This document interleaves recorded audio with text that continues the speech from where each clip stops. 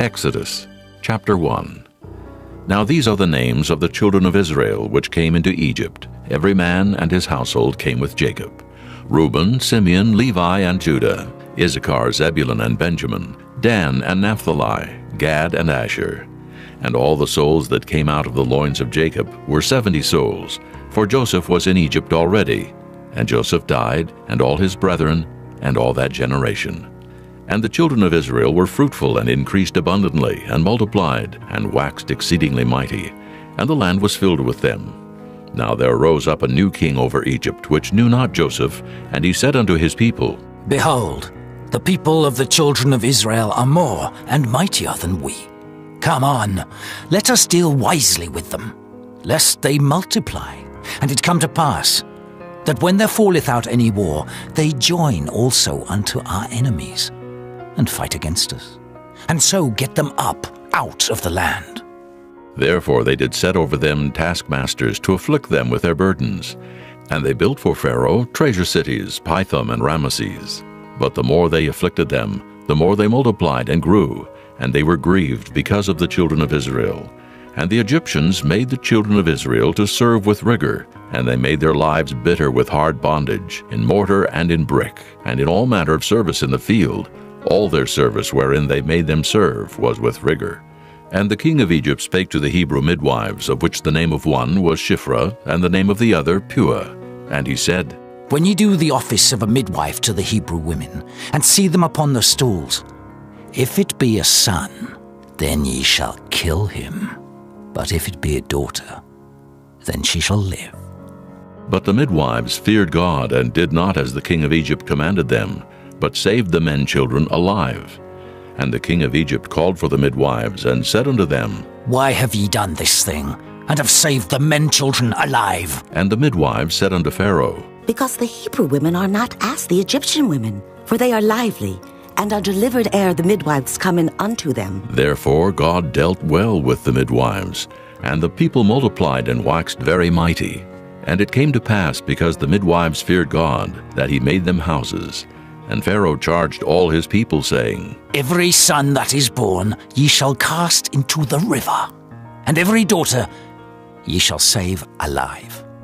Chapter 2. And there went a man of the house of Levi, and took to wife a daughter of Levi. And the woman conceived, and bare a son. And when she saw him that he was a goodly child, she hid him 3 months. And when she could no longer hide him, she took for him an ark of bulrushes, and daubed it with slime and with pitch, and put the child therein. And she laid it in the flags by the river's brink. And his sister stood afar off to wit what would be done to him. And the daughter of Pharaoh came down to wash herself at the river, and her maidens walked along by the river's side.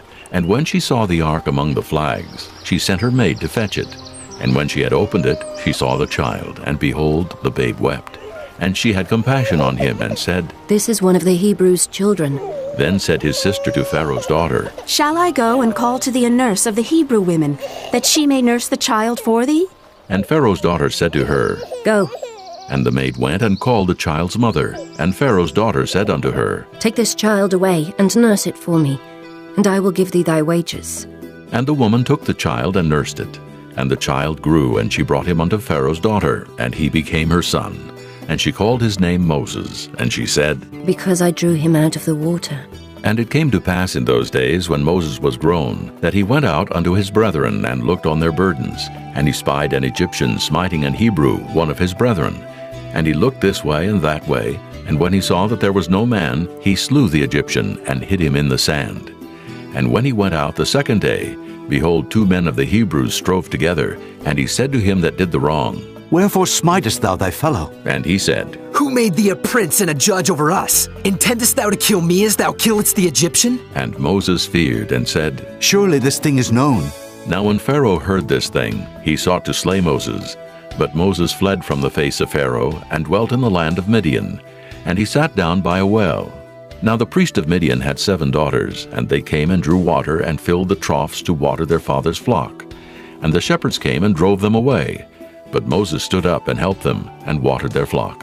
And when they came to Reuel their father, he said, How is it that ye are come so soon today? And they said, An Egyptian delivered us out of the hand of the shepherds, and also drew water enough for us, and watered the flock. And he said unto his daughters, And where is he? Why is it that ye have left the man? Call him that he may eat bread. And Moses was content to dwell with the man. And he gave Moses Zipporah his daughter, and she bare him a son, and he called his name Gershon, for he said, I have been a stranger in a strange land. And it came to pass in process of time that the king of Egypt died, and the children of Israel sighed by reason of the bondage. And they cried, and their cry came up unto God by reason of the bondage. And God heard their groaning. And God remembered his covenant with Abraham, with Isaac, and with Jacob. And God looked upon the children of Israel, and God had respect unto them. Chapter 3. Now Moses kept the flock of Jethro his father-in-law, the priest of Midian. And he led the flock to the backside of the desert, and came to the mountain of God, even to Horeb. And the angel of the Lord appeared unto him in a flame of fire out of the midst of a bush. And he looked, and behold, the bush burned with fire, and the bush was not consumed. And Moses said, I will now turn aside and see this great sight, why the bush is not burnt. And when the Lord saw that he turned aside to see, God called unto him out of the midst of the bush, and said, Moses, Moses. And he said, Here am I. And he said, Draw not nigh hither. Put off thy shoes from off thy feet, for the place whereon thou standest is holy ground. Moreover he said, I am the God of thy father, the God of Abraham, the God of Isaac, and the God of Jacob. And Moses hid his face, for he was afraid to look upon God. And the Lord said, I have surely seen the affliction of my people which are in Egypt, and have heard their cry by reason of their taskmasters. For I know their sorrows, and I am come down to deliver them out of the hand of the Egyptians, and to bring them up out of that land, unto a good land and a large, unto a land flowing with milk and honey, unto the place of the Canaanites, and the Hittites, and the Amorites, and the Perizzites, and the Hivites, and the Jebusites. Now therefore, behold, the cry of the children of Israel is come unto me, and I have also seen the oppression wherewith the Egyptians oppress them. Come now therefore, and I will send thee unto Pharaoh, that thou mayest bring forth my people, the children of Israel, out of Egypt. And Moses said unto God, Who am I, that I should go unto Pharaoh, and that I should bring forth the children of Israel out of Egypt? And he said, Certainly I will be with thee, and this shall be a token unto thee that I have sent thee. When thou hast brought forth the people out of Egypt, ye shall serve God upon this mountain. And Moses said unto God, Behold, when I come unto the children of Israel, and shall say unto them, The God of your fathers hath sent me unto you, and they shall say to me, What is his name? What shall I say unto them? And God said unto Moses, I am that I am. And he said, Thus shalt thou say unto the children of Israel, I am hath sent me unto you. And God said moreover unto Moses, Thus shalt thou say unto the children of Israel, The Lord God of your fathers, the God of Abraham, the God of Isaac, and the God of Jacob hath sent me unto you. This is my name forever, and this is my memorial unto all generations. Go and gather the elders of Israel together, and say unto them, The Lord God of your fathers, the God of Abraham, of Isaac, and of Jacob, appeared unto me, saying, I have surely visited you, and seen that which is done to you in Egypt. And I have said, I will bring you up out of the affliction of Egypt, unto the land of the Canaanites, and the Hittites, and the Amorites, and the Perizzites, and the Hivites, and the Jebusites, unto a land flowing with milk and honey. And they shall hearken to thy voice, and thou shalt come, thou and the elders of Israel, unto the king of Egypt, and ye shall say unto him, The Lord God of the Hebrews hath met with us, and now let us go. We beseech thee, 3 days' journey into the wilderness, that we may sacrifice to the Lord our God. And I am sure that the king of Egypt will not let you go, no, not by a mighty hand. And I will stretch out my hand and smite Egypt with all my wonders which I will do in the midst thereof. And after that he will let you go. And I will give this people favor in the sight of the Egyptians. And it shall come to pass, that when ye go, ye shall not go empty. But every woman shall borrow of her neighbor, and of her that sojourneth in her house, jewels of silver, and jewels of gold, and raiment. And ye shall put them upon your sons and upon your daughters, and ye shall spoil the Egyptians. Chapter 4. And Moses answered and said, But behold, they will not believe me, nor hearken unto my voice. For they will say, The Lord hath not appeared unto thee. And the Lord said unto him, What is that in thine hand? And he said, A rod. And he said, Cast it on the ground. And he cast it on the ground, and it became a serpent, and Moses fled from before it. And the Lord said unto Moses, Put forth thine hand, and take it by the tail. And he put forth his hand, and caught it, and it became a rod in his hand. That they may believe that the Lord God of their fathers, the God of Abraham, the God of Isaac, and the God of Jacob, hath appeared unto thee. And the Lord said furthermore unto him, Put now thine hand into thy bosom. And he put his hand into his bosom, and when he took it out, behold, his hand was leprous as snow. And he said, Put thine hand into thy bosom again. And he put his hand into his bosom again, and plucked it out of his bosom, and behold, it was turned again as his other flesh. And it shall come to pass, if they will not believe thee, neither hearken to the voice of the first sign, that they will believe the voice of the latter sign. And it shall come to pass, if they will not believe also these two signs, neither hearken unto thy voice, that thou shalt take of the water of the river, and pour it upon the dry land. And the water which thou takest out of the river shall become blood upon the dry land. And Moses said unto the Lord, O my Lord, I am not eloquent, neither heretofore nor since thou hast spoken unto thy servant, but I am slow of speech, and of a slow tongue. And the Lord said unto him, Who hath made man's mouth? Or who maketh the dumb or deaf, or the seen or the blind? Have not I the Lord? Now therefore go, and I will be with thy mouth, and teach thee what thou shalt say. And he said, O my Lord, send, I pray thee, by the hand of him whom thou wilt send. And the anger of the Lord was kindled against Moses, and he said, Is not Aaron the Levite thy brother? I know that he can speak well. And also, behold, he cometh forth to meet thee, and when he seeth thee, he will be glad in his heart. And thou shalt speak unto him, and put words in his mouth. And I will be with thy mouth, and with his mouth, and will teach you what ye shall do. And he shall be thy spokesman unto the people.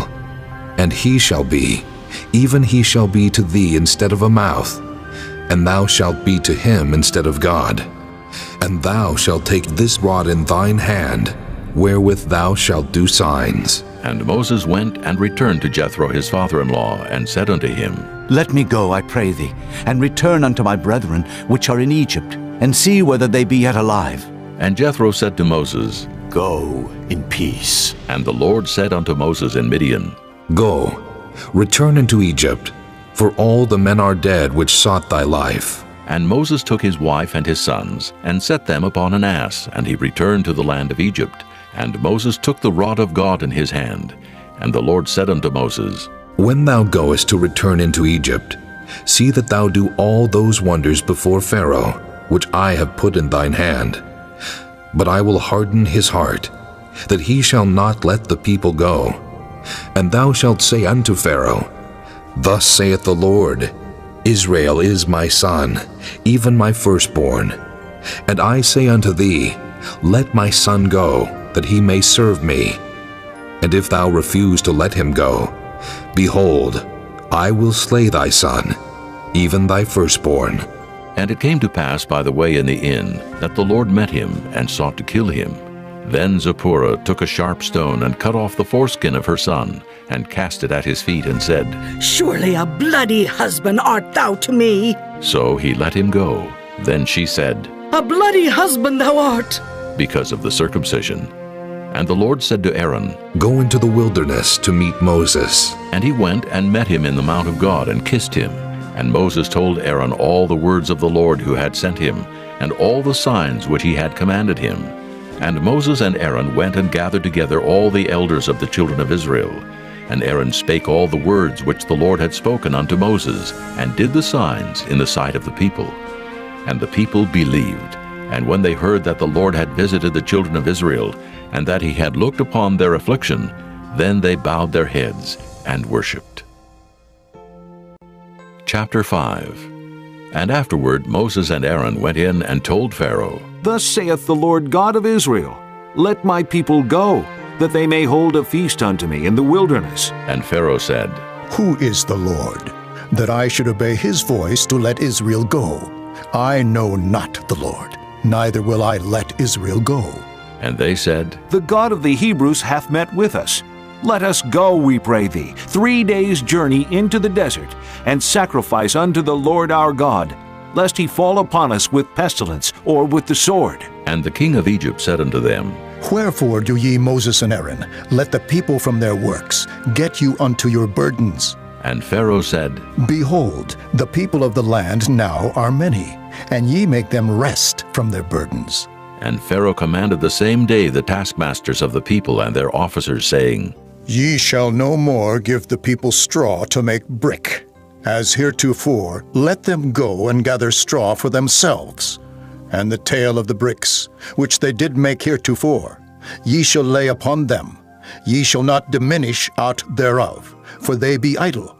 Therefore they cry, saying, Let us go and sacrifice to our God. Let there more work be laid upon the men, that they may labor therein, and let them not regard vain words. And the taskmasters of the people went out, and their officers, and they spake to the people, saying, Thus saith Pharaoh, I will not give you straw. Go ye, get you straw where ye can find it, yet not aught of your work shall be diminished. So the people were scattered abroad throughout all the land of Egypt to gather stubble instead of straw. And the taskmasters hasted them, saying, Fulfill your works, your daily tasks, as when there was straw. And the officers of the children of Israel, which Pharaoh's taskmasters had set over them, were beaten and demanded, Wherefore have ye not fulfilled your task in making brick both yesterday and today, as heretofore? Then the officers of the children of Israel came and cried unto Pharaoh, saying, Wherefore dealest thou thus with thy servants?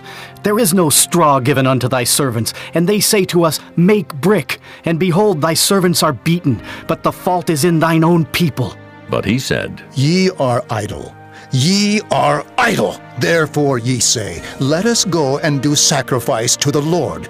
Go therefore now, and work. For there shall no straw be given you, yet shall ye deliver the tale of bricks. And the officers of the children of Israel did see that they were in evil case after it was said, Ye shall not diminish aught from your bricks of your daily task. And they met Moses and Aaron, who stood in the way as they came forth from Pharaoh. And they said unto them, The Lord look upon you and judge, because ye have made our savor to be abhorred in the eyes of Pharaoh, and in the eyes of his servants to put a sword in their hand to slay us. And Moses returned unto the Lord and said, Lord, wherefore hast thou so evil entreated this people? Why is it that thou hast sent me? For since I came to Pharaoh to speak in thy name, he hath done evil to this people. Neither hast thou delivered thy people at all. Chapter 6. Then the Lord said unto Moses, Now shalt thou see what I will do to Pharaoh. For with a strong hand shall he let them go, and with a strong hand shall he drive them out of his land. And God spake unto Moses and said unto him, I am the Lord, and I appeared unto Abraham, unto Isaac, and unto Jacob by the name of God Almighty. But by my name Jehovah was I not known to them. And I have also established my covenant with them, to give them the land of Canaan, the land of their pilgrimage, wherein they were strangers. And I have also heard the groaning of the children of Israel, whom the Egyptians keep in bondage, and I have remembered my covenant. Wherefore say unto the children of Israel, I am the Lord, and I will bring you out from under the burdens of the Egyptians, and I will rid you out of their bondage, and I will redeem you with a stretched out arm, and with great judgments. And I will take you to me for a people, and I will be to you a God. And ye shall know that I am the Lord your God, which bringeth you out from under the burdens of the Egyptians. And I will bring you in unto the land, concerning the which I did swear to give it to Abraham, to Isaac, and to Jacob. And I will give it you for an heritage. I am the Lord. And Moses spake so unto the children of Israel, but they hearkened not unto Moses for anguish of spirit and for cruel bondage. And the Lord spake unto Moses, saying, Go in, speak unto Pharaoh king of Egypt, that he let the children of Israel go out of his land. And Moses spake before the Lord, saying, Behold, the children of Israel have not hearkened unto me. How then shall Pharaoh hear me, who am of uncircumcised lips? And the Lord spake unto Moses and unto Aaron, and gave them a charge unto the children of Israel, and unto Pharaoh king of Egypt, to bring the children of Israel out of the land of Egypt. These be the heads of their fathers' houses. The sons of Reuben, the firstborn of Israel, Hanok, and Palu, Hezron, and Carmi. These be the families of Reuben. And the sons of Simeon, Jemuel, and Jamin, and Ohad, and Jachin, and Zohar, and Shaul, the son of a Canaanitish woman. These are the families of Simeon. And these are the names of the sons of Levi according to their generations, Gershon, and Kohath, and Merari. And the years of the life of Levi were 137 years. The sons of Gershon, Libni, and Shimei, according to their families. And the sons of Kohath, Amram, and Izhar, and Hebron, and Uzziel. And the years of the life of Kohath were 133 years. And the sons of Merari, Mahali, and Mushi. These are the families of Levi, according to their generations. And Amram took him Jochebed, his father's sister, to wife, and she bare him Aaron and Moses. And the years of the life of Amram were 137 years. And the sons of Izhar, Korah, and Nephig, and Zichri. And the sons of Uzziel, Mishael, and Elzaphan, and Zithri. And Aaron took him Elishubah, daughter of Aminadab, sister of Naashon, to wife. And she bare him Nadab, and Abihu, Eleazar, and Ithamar. And the sons of Korah, Asher, and Elkanah, and Abiasaph. These are the families of the Korhites. And Eleazar, Aaron's son, took him one of the daughters of Putiel to wife, and she bare him Phinehas. These are the heads of the fathers of the Levites according to their families. These are that Aaron and Moses, to whom the Lord said, Bring out the children of Israel from the land of Egypt according to their armies. These are they which spake to Pharaoh king of Egypt to bring out the children of Israel from Egypt. These are that Moses and Aaron. And it came to pass on the day when the Lord spake unto Moses in the land of Egypt, that the Lord spake unto Moses, saying, I am the Lord. Speak thou unto Pharaoh king of Egypt all that I say unto thee. And Moses said before the Lord, Behold, I am of uncircumcised lips, and how shall Pharaoh hearken unto me? Chapter 7. And the Lord said unto Moses, See, I have made thee a god to Pharaoh, and Aaron thy brother shall be thy prophet. Thou shalt speak all that I command thee, and Aaron thy brother shall speak unto Pharaoh, that he send the children of Israel out of his land. And I will harden Pharaoh's heart, and multiply my signs and my wonders in the land of Egypt. But Pharaoh shall not hearken unto you, that I may lay my hand upon Egypt, and bring forth mine armies, and my people, the children of Israel, out of the land of Egypt by great judgments. And the Egyptians shall know that I am the Lord, when I stretch forth mine hand upon Egypt, and bring out the children of Israel from among them. And Moses and Aaron did as the Lord commanded them, so did they. And Moses was 80 years old, and Aaron 83 years old, when they spake unto Pharaoh.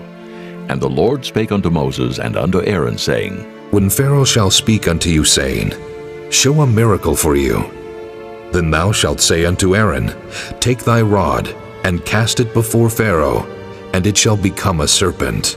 And Moses and Aaron went in unto Pharaoh, and they did so as the Lord had commanded. And Aaron cast down his rod before Pharaoh, and before his servants, and it became a serpent. Then Pharaoh also called the wise men and the sorcerers. Now the magicians of Egypt, they also did in like manner with their enchantments. For they cast down every man his rod, and they became serpents. But Aaron's rod swallowed up their rods. And he hardened Pharaoh's heart, that he hearkened not unto them, as the Lord had said. And the Lord said unto Moses, Pharaoh's heart is hardened.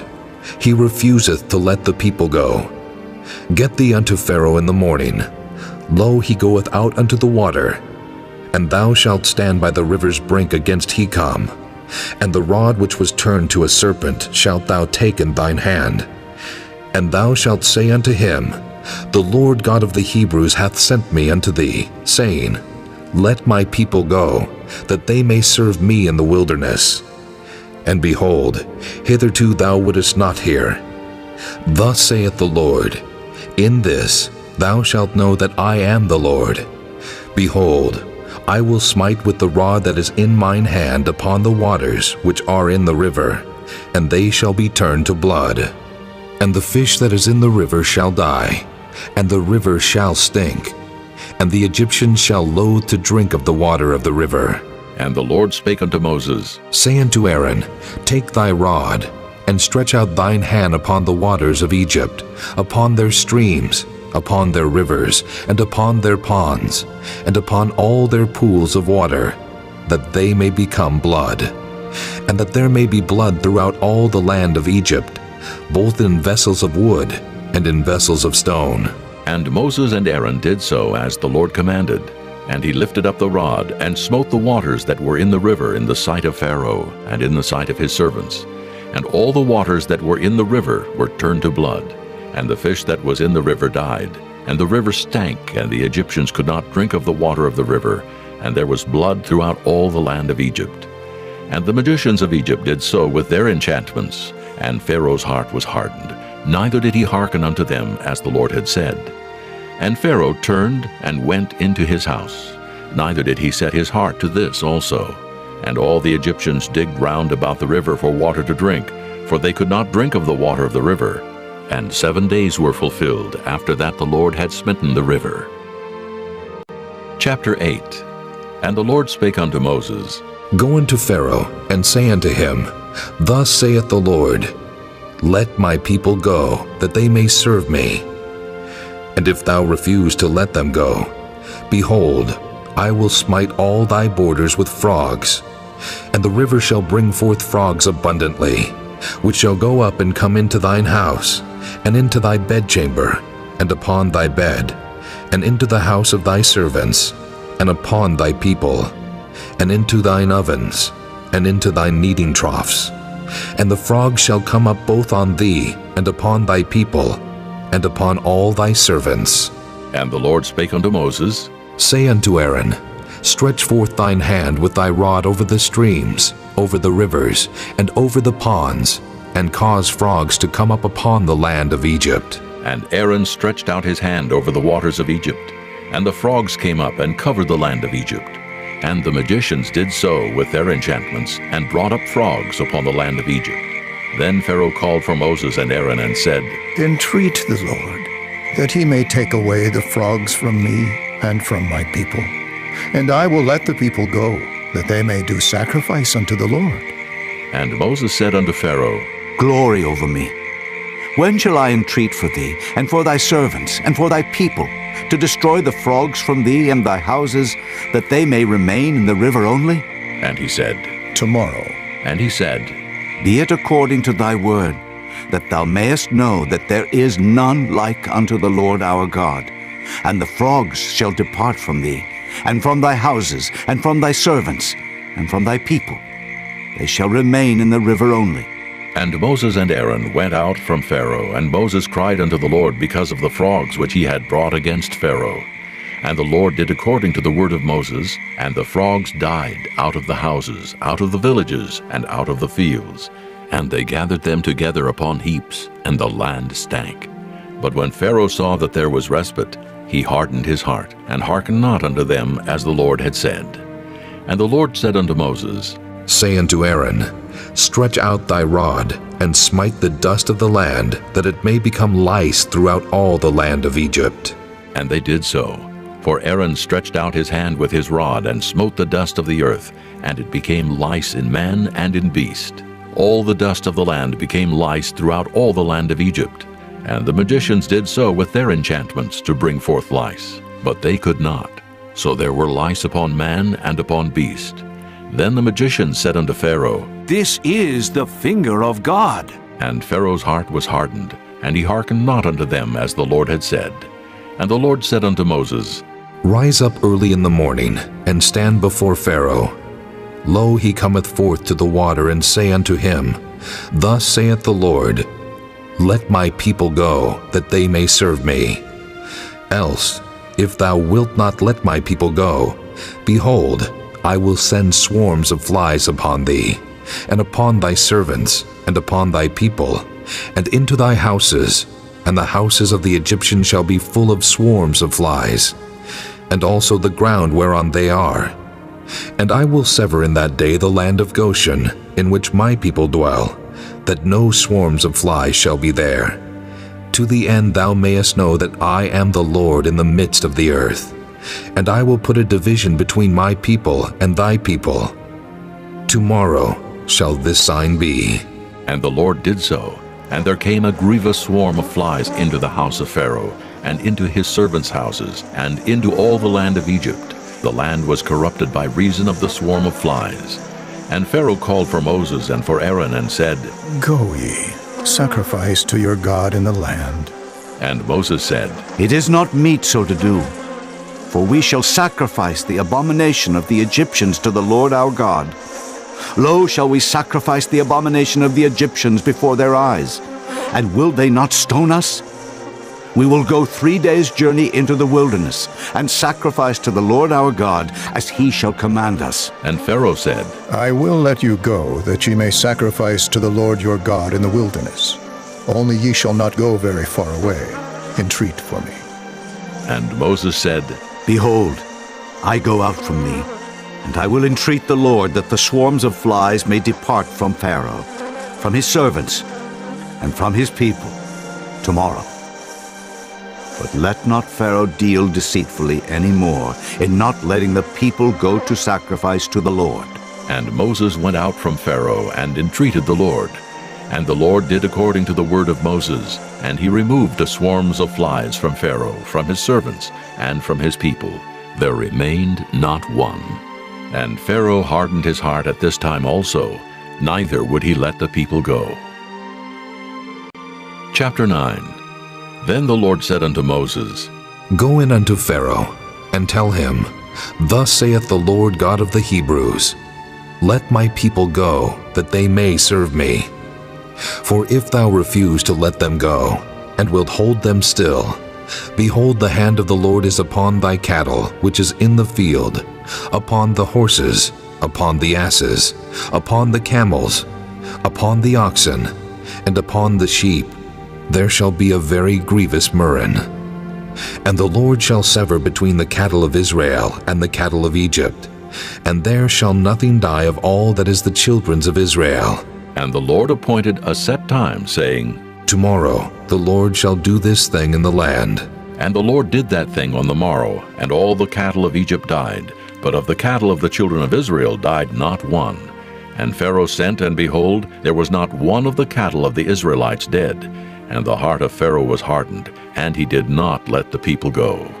And the Lord said unto Moses and unto Aaron, Take to you handfuls of ashes of the furnace, and let Moses sprinkle it toward the heaven in the sight of Pharaoh. And it shall become small dust in all the land of Egypt, and shall be a boil breaking forth with blains upon man, and upon beast throughout all the land of Egypt. And they took ashes of the furnace, and stood before Pharaoh, and Moses sprinkled it up toward heaven, and it became a boil breaking forth with blains upon man and upon beast. And the magicians could not stand before Moses because of the boils, for the boil was upon the magicians and upon all the Egyptians.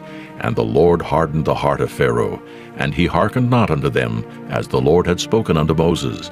And the Lord said unto Moses, Rise up early in the morning, and stand before Pharaoh, and say unto him, Thus saith the Lord God of the Hebrews, Let my people go, that they may serve me. For I will at this time send all my plagues upon thine heart, and upon thy servants, and upon thy people, that thou mayest know that there is none like me in all the earth. For now I will stretch out my hand, that I may smite thee and thy people with pestilence, and thou shalt be cut off from the earth. And in very deed for this cause have I raised thee up, for to show in thee my power, and that my name may be declared throughout all the earth. As yet exaltest thou thyself against my people, that thou wilt not let them go? Behold, tomorrow about this time, I will cause it to rain a very grievous hail, such as hath not been in Egypt since the foundation thereof even until now. Send therefore now, and gather thy cattle, and all that thou hast in the field, for upon every man and beast which shall be found in the field, and shall not be brought home, the hail shall come down upon them, and they shall die. He that feared the word of the Lord among the servants of Pharaoh made his servants and his cattle flee into the houses, and he that regarded not the word of the Lord left his servants and his cattle in the field.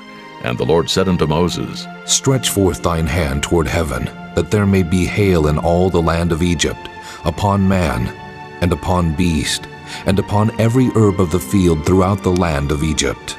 And Moses stretched forth his rod toward heaven, and the Lord sent thunder and hail, and the fire ran along upon the ground, and the Lord rained hail upon the land of Egypt. So there was hail and fire mingled with the hail, very grievous, such as there was none like it in all the land of Egypt since it became a nation.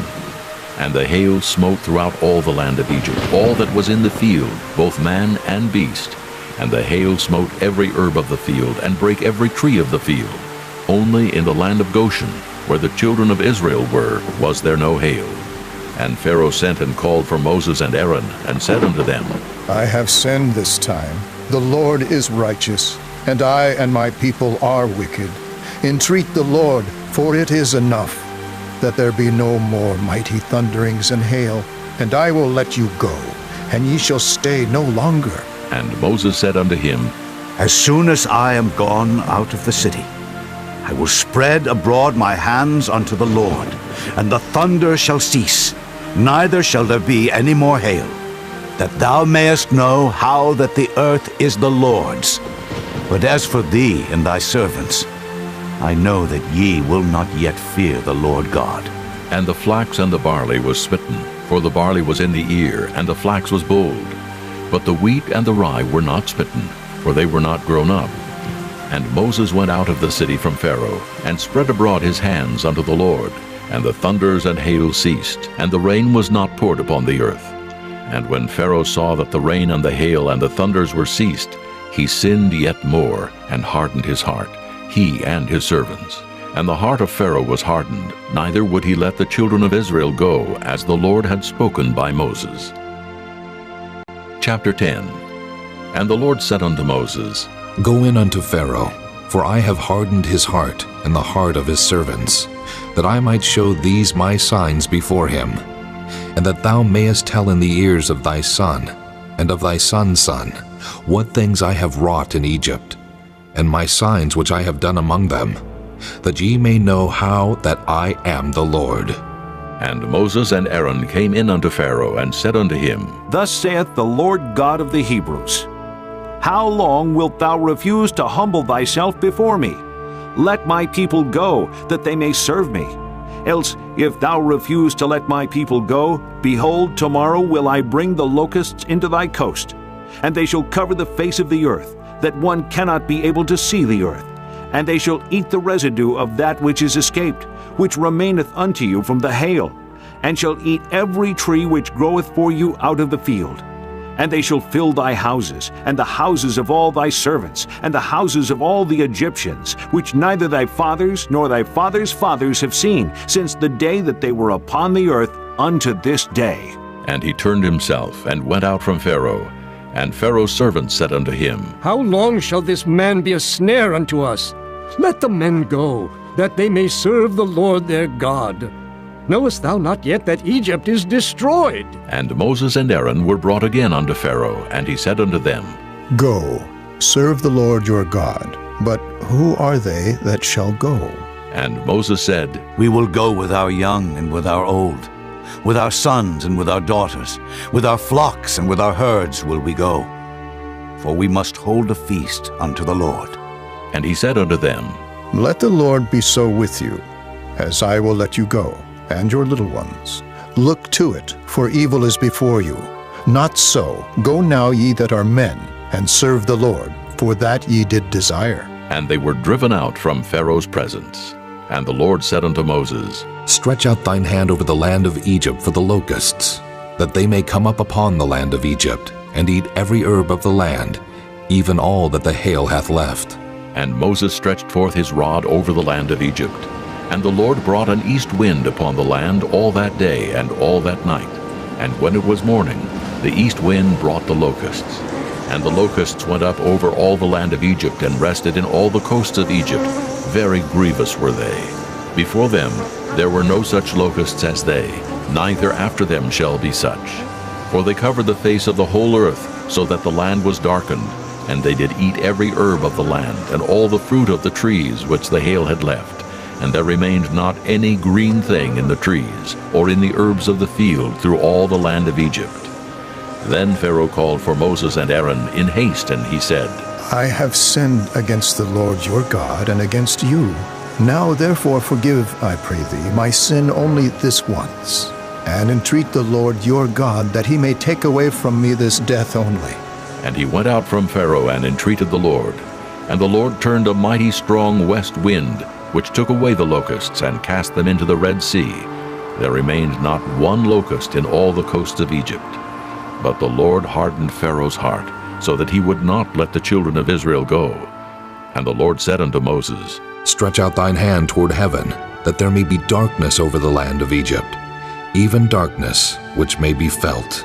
And Moses stretched forth his hand toward heaven, and there was a thick darkness in all the land of Egypt 3 days.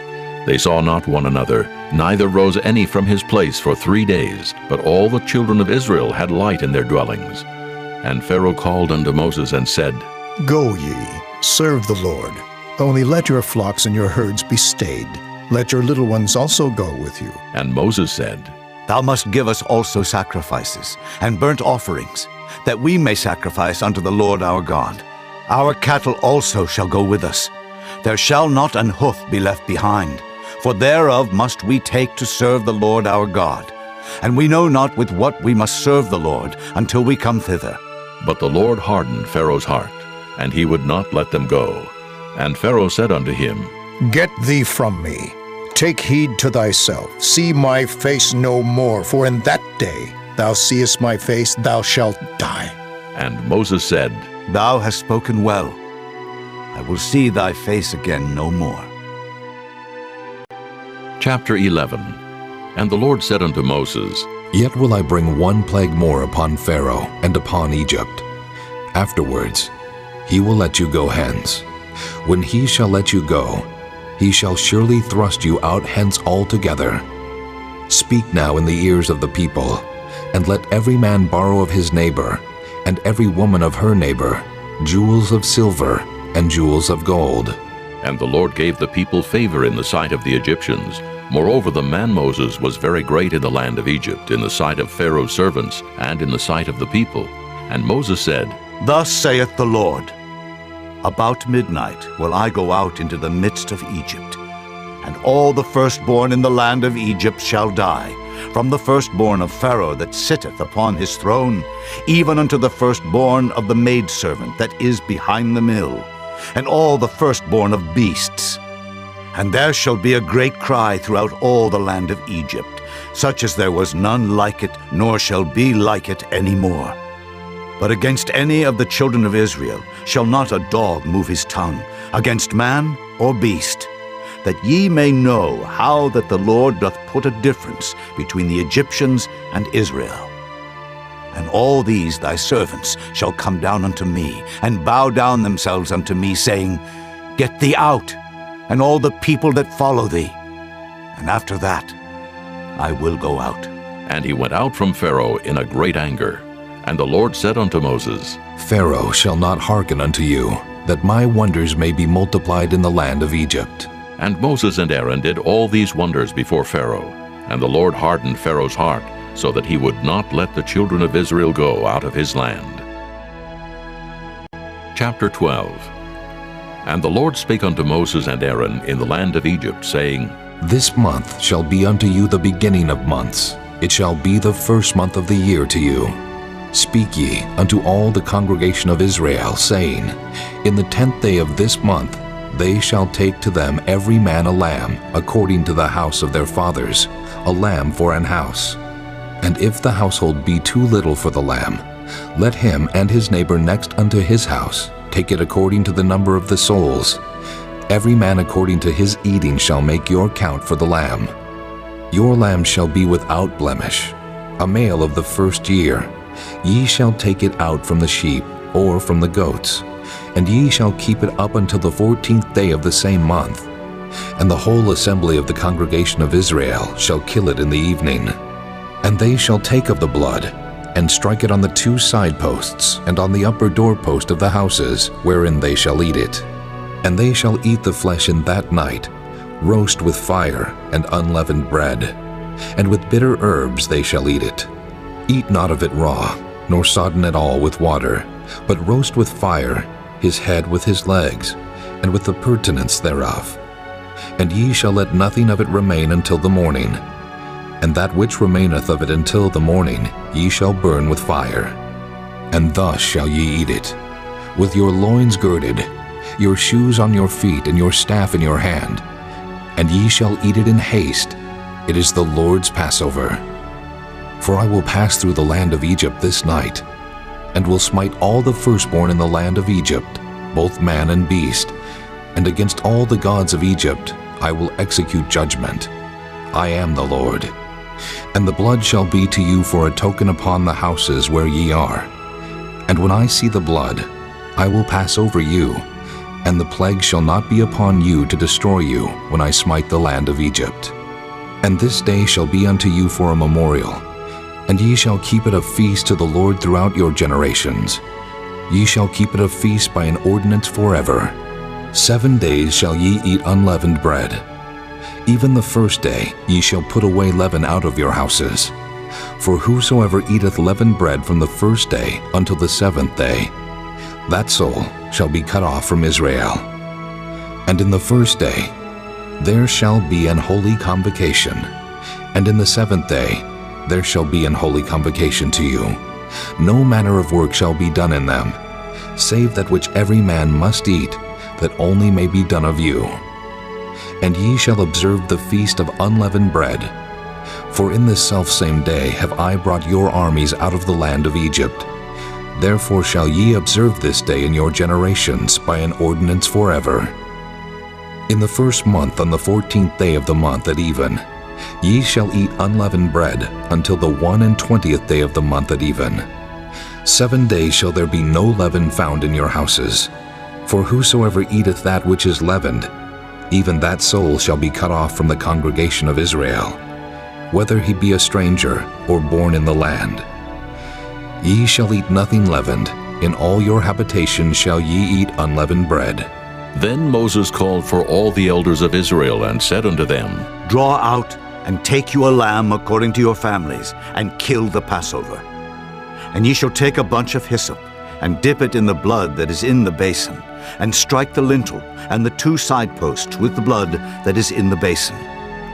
And none of you shall go out at the door of his house until the morning. For the Lord will pass through to smite the Egyptians. And when he seeth the blood upon the lintel and on the 2 side posts, the Lord will pass over the door, and will not suffer the destroyer to come in unto your houses to smite you. And ye shall observe this thing for an ordinance to thee and to thy sons forever. And it shall come to pass, when ye be come to the land which the Lord will give you, according as he hath promised, that ye shall keep this service.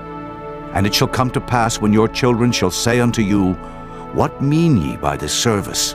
That ye shall say, It is the sacrifice of the Lord's Passover, who passed over the houses of the children of Israel in Egypt when he smote the Egyptians, and delivered our houses. And the people bowed the head and worshipped. And the children of Israel went away, and did as the Lord had commanded Moses and Aaron, so did they. And it came to pass that at midnight the Lord smote all the firstborn in the land of Egypt, from the firstborn of Pharaoh that sat on his throne, unto the firstborn of the captive that was in the dungeon, and all the firstborn of cattle. And Pharaoh rose up in the night, he and all his servants, and all the Egyptians, and there was a great cry in Egypt, for there was not a house where there was not one dead. And he called for Moses and Aaron by night and said, Rise up and get you forth from among my people, both ye and the children of Israel, and go, serve the Lord as ye have said. Also take your flocks and your herds, as ye have said, and be gone, and bless me also. And the Egyptians were urgent upon the people that they might send them out of the land in haste, for they said, We be all dead men. And the people took their dough before it was leavened, their kneading troughs being bound up in their clothes upon their shoulders. And the children of Israel did according to the word of Moses, and they borrowed of the Egyptians jewels of silver and jewels of gold and raiment. And the Lord gave the people favor in the sight of the Egyptians, so that they lent unto them such things as they required, and they spoiled the Egyptians. And the children of Israel journeyed from Ramesses to Succoth, about 600,000 on foot that were men, beside children. And a mixed multitude went up also with them, and flocks and herds, even very much cattle. And they baked unleavened cakes of the dough which they brought forth out of Egypt, for it was not leavened, because they were thrust out of Egypt, and could not tarry, neither had they prepared for themselves any victual. Now the sojourning of the children of Israel who dwelt in Egypt was 430 years. And it came to pass at the end of the 430 years, even the selfsame day it came to pass, that all the hosts of the Lord went out from the land of Egypt.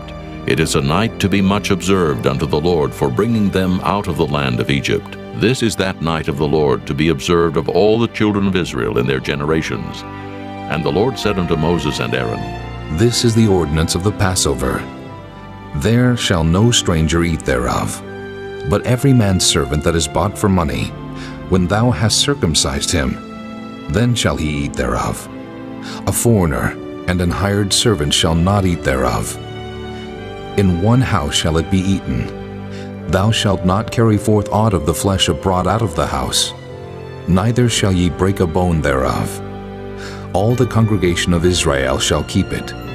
And when a stranger shall sojourn with thee, and will keep the Passover to the Lord, let all his males be circumcised, and then let him come near and keep it. And he shall be as one that is born in the land. For no uncircumcised person shall eat thereof. One law shall be to him that is homeborn, and unto the stranger that sojourneth among you. Thus did all the children of Israel, as the Lord commanded Moses and Aaron, so did they. And it came to pass the selfsame day that the Lord did bring the children of Israel out of the land of Egypt by their armies. Chapter 13. And the Lord spake unto Moses, saying, Sanctify unto me all the firstborn. Whatsoever openeth the womb among the children of Israel, both of man and of beast, it is mine. And Moses said unto the people, Remember this day, in which ye came out from Egypt, out of the house of bondage. For by strength of hand the Lord brought you out from this place. There shall no leavened bread be eaten. This day came ye out in the month Abib. And it shall be, when the Lord shall bring thee into the land of the Canaanites, and the Hittites, and the Amorites, and the Hivites, and the Jebusites, which he sware unto thy fathers to give thee, a land flowing with milk and honey, that thou shalt keep this service in this month. 7 days thou shalt eat unleavened bread, and in the 7th day shall be a feast to the Lord. Unleavened bread shall be eaten 7 days, and there shall no leavened bread be seen with thee. Neither shall there be leaven seen with thee in all thy quarters. And thou shalt show thy son in that day, saying, This is done because of that which the Lord did unto me when I came forth out of Egypt. And it shall be for a sign unto thee upon thine hand, and for a memorial between thine eyes, that the Lord's law may be in thy mouth. For with a strong hand hath the Lord brought thee out of Egypt. Thou shalt therefore keep this ordinance in his season from year to year. And it shall be, when the Lord shall bring thee into the land of the Canaanites, as he sware unto thee and to thy fathers, and shall give it thee, that thou shalt set apart unto the Lord all that openeth the matrix, and every firstling that cometh of a beast which thou hast, the males shall be the Lord's. And every firstling of an ass thou shalt redeem with a lamb. And if thou wilt not redeem it, then thou shalt break his neck. And all the firstborn of man among thy children shalt thou redeem. And it shall be when thy son asketh thee in time to come, saying, What is this? That thou shalt say unto him, By strength of hand the Lord brought us out from Egypt, from the house of bondage. And it came to pass, when Pharaoh would hardly let us go, that the Lord slew all the firstborn in the land of Egypt, both the firstborn of man and the firstborn of beast. Therefore I sacrifice to the Lord all that openeth the matrix, being males, but all the firstborn of my children I redeem. And it shall be for a token upon thine hand, and for frontlets between thine eyes, for by strength of hand the Lord brought us forth out of Egypt. And it came to pass, when Pharaoh had let the people go, that God led them not through the way of the land of the Philistines, although that was near. For God said, Lest peradventure the people repent when they see war, and they return to Egypt. But God led the people about through the way of the wilderness of the Red Sea. And the children of Israel went up harnessed out of the land of Egypt. And Moses took the bones of Joseph with him, for he had straitly sworn the children of Israel, saying, God will surely visit you, and ye shall carry up my bones away hence with you. And they took their journey from Succoth, and encamped in Etham in the edge of the wilderness. And the Lord went before them by day in a pillar of cloud to lead them the way, and by night in a pillar of fire to give them light, to go by day and night. He took not away the pillar of the cloud by day, nor the pillar of fire by night from before the people. Chapter 14. And the Lord spake unto Moses, saying, Speak unto the children of Israel, that they turn and encamp before Pi-hahiroth, between Migdol and the sea, over against Baal-zephon. Before it shall ye encamp by the sea. For Pharaoh will say of the children of Israel, They are entangled in the land, the wilderness hath shut them in. And I will harden Pharaoh's heart, that he shall follow after them. And I will be honored upon Pharaoh, and upon all his host, that the Egyptians may know that I am the Lord. And they did so.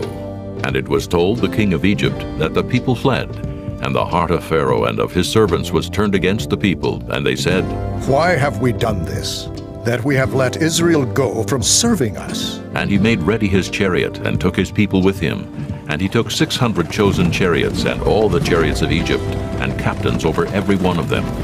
And the Lord hardened the heart of Pharaoh, king of Egypt, and he pursued after the children of Israel.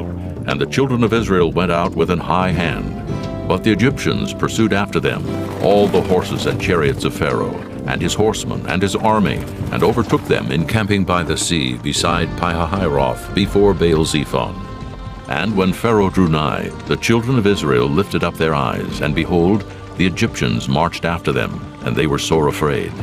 And the children of Israel cried out unto the Lord, and they said unto Moses, Because there were no graves, in Egypt hast thou taken us away to die in the wilderness?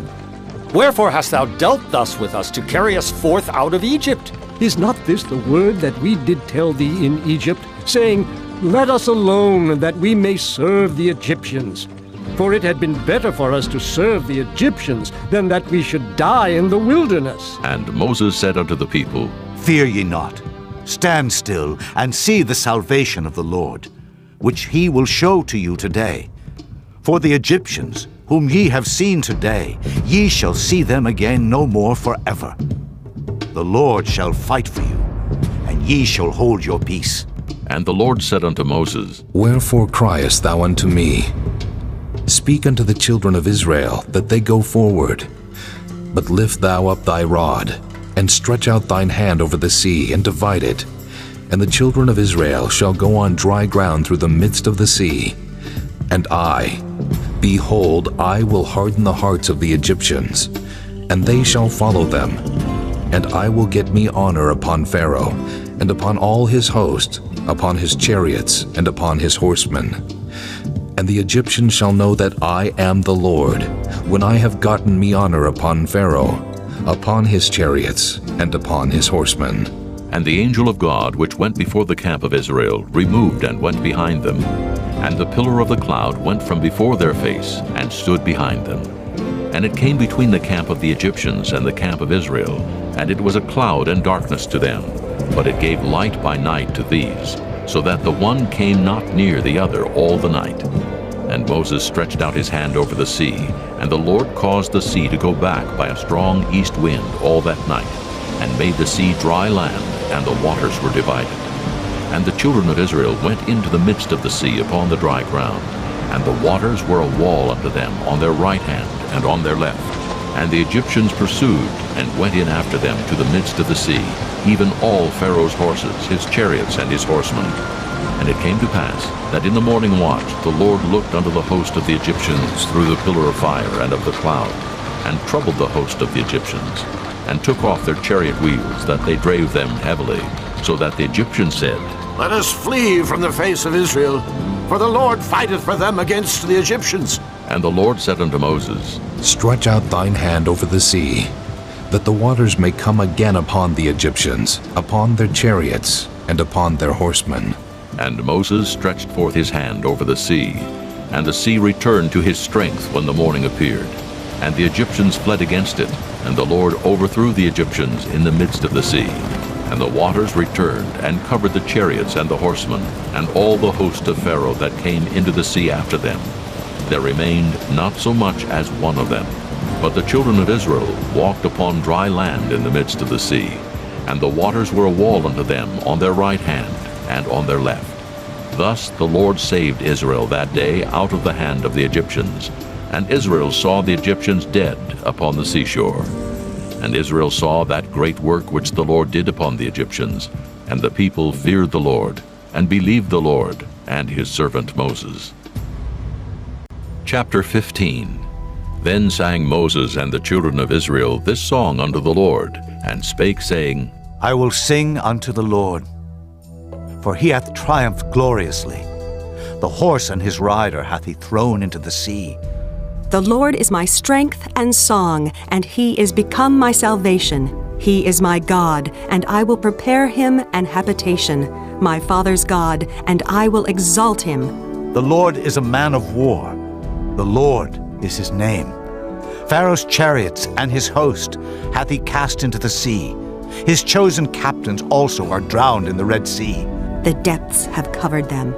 They sank into the bottom as a stone. Thy right hand, O Lord, is become glorious in power. Thy right hand, O Lord, hath dashed in pieces the enemy.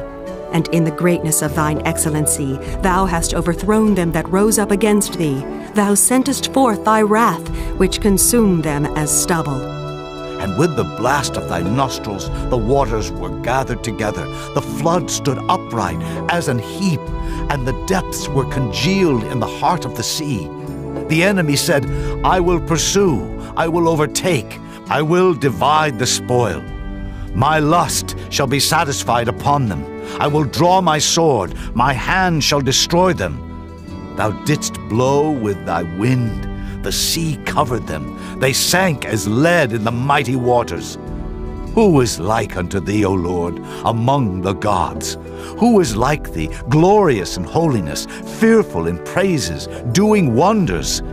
Thou stretchedst out thy right hand, the earth swallowed them. Thou in thy mercy hast led forth the people which thou hast redeemed. Thou hast guided them in thy strength unto thy holy habitation. The people shall hear and be afraid. Sorrow shall take hold on the inhabitants of Palestina. Then the dukes of Edom shall be amazed. The mighty men of Moab, trembling, shall take hold upon them. All the inhabitants of Canaan shall melt away. Fear and dread shall fall upon them. By the greatness of thine arm they shall be as still as a stone, till thy people pass over, O Lord, till the people pass over which thou hast purchased. Thou shalt bring them in, and plant them in the mountain of thine inheritance, in the place, O Lord, which thou hast made for thee to dwell in the sanctuary, O Lord, which thy hands have established. The Lord shall reign forever and ever.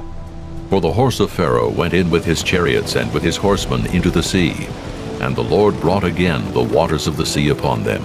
But the children of Israel went on dry land in the midst of the sea. And Miriam the prophetess, the sister of Aaron, took a timbrel in her hand, and all the women went out after her with timbrels and with dances. And Miriam answered them, Sing ye to the Lord, for he hath triumphed gloriously. The horse and his rider hath he thrown into the sea. So Moses brought Israel from the Red Sea, and they went out into the wilderness of Shur. And they went 3 days in the wilderness and found no water. And when they came to Marah, they could not drink of the waters of Marah, for they were bitter. Therefore the name of it was called Marah. And the people murmured against Moses, saying, What shall we drink? And he cried unto the Lord. And the Lord showed him a tree, which when he had cast into the waters were made sweet. There he made for them a statute and an ordinance, and there he proved them, and said, If thou wilt diligently hearken to the voice of the Lord thy God, and wilt do that which is right in his sight, and wilt give ear to his commandments, and keep all his statutes, I will put none of these diseases upon thee, which I have brought upon the Egyptians. For I am the Lord that healeth thee. And they came to Elim, where were 12 wells of water, and 70 palm trees, and they encamped there by the waters. Chapter 16. And they took their journey from Elim, and all the congregation of the children of Israel came unto the wilderness of Sin, which is between Elim and Sinai, on the 15th day of the 2nd month, after their departing out of the land of Egypt. And the whole congregation of the children of Israel murmured against Moses and Aaron in the wilderness. And the children of Israel said unto them, Would to God we had died by the hand of the Lord in the land of Egypt, when we sat by the flesh pots, and when we did eat bread to the full. For ye have brought us forth into this wilderness, to kill this whole assembly with hunger. Then said the Lord unto Moses, Behold, I will rain bread from heaven for you. And the people shall go out and gather a certain rate every day, that I may prove them whether they will walk in my law or no. And it shall come to pass, that on the 6th day they shall prepare that which they bring in, and it shall be twice as much as they gather daily.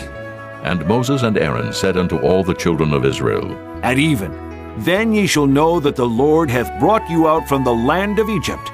And in the morning, then ye shall see the glory of the Lord, for that he heareth your murmurings against the Lord. And what are we, that ye murmur against us? And Moses said, This shall be, when the Lord shall give you in the evening flesh to eat, and in the morning bread to the full.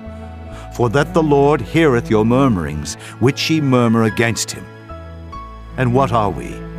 Your murmurings are not against us, but against the Lord. And Moses spake unto Aaron, Say unto all the congregation of the children of Israel, Come near before the Lord, for he hath heard your murmurings. And it came to pass, as Aaron spake unto the whole congregation of the children of Israel, that they looked toward the wilderness, and behold, the glory of the Lord appeared in the cloud. And the Lord spake unto Moses, saying, I have heard the murmurings of the children of Israel. Speak unto them, saying, At even ye shall eat flesh, and in the morning ye shall be filled with bread, and ye shall know that I am the Lord your God. And it came to pass that at even the quails came up and covered the camp, and in the morning the dew lay round about the host. And when the dew that lay was gone up, behold, upon the face of the wilderness there lay a small round thing, as small as the hoarfrost on the ground. And when the children of Israel saw it, they said one to another, It is manna. For they wist not what it was. And Moses said unto them, This is the bread which the Lord hath given you to eat. This is the thing which the Lord hath commanded.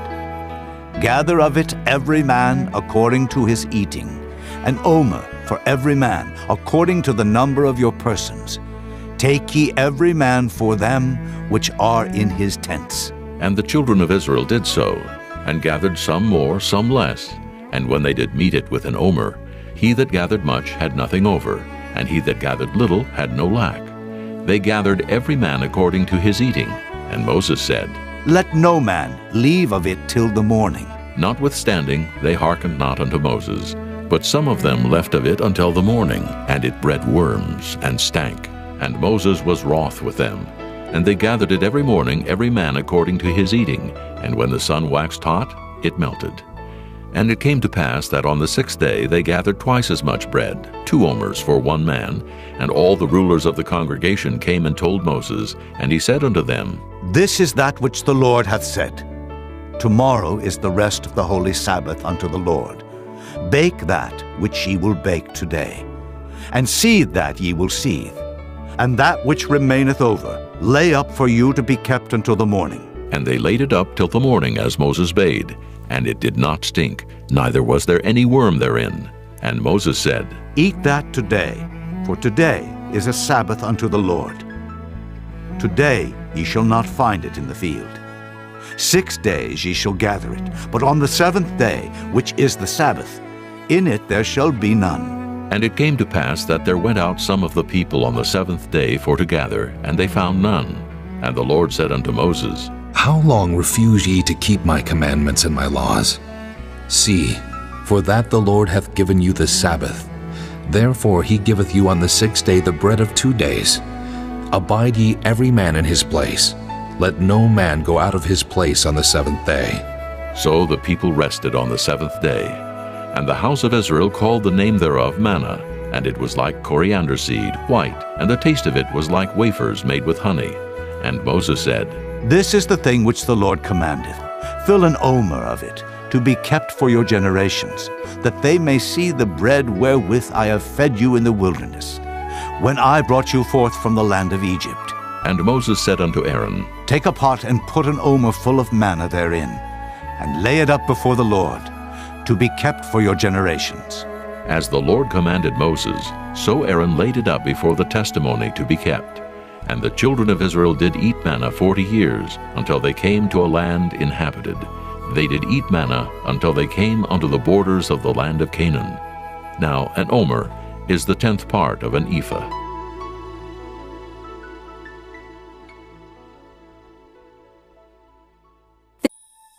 Chapter 17.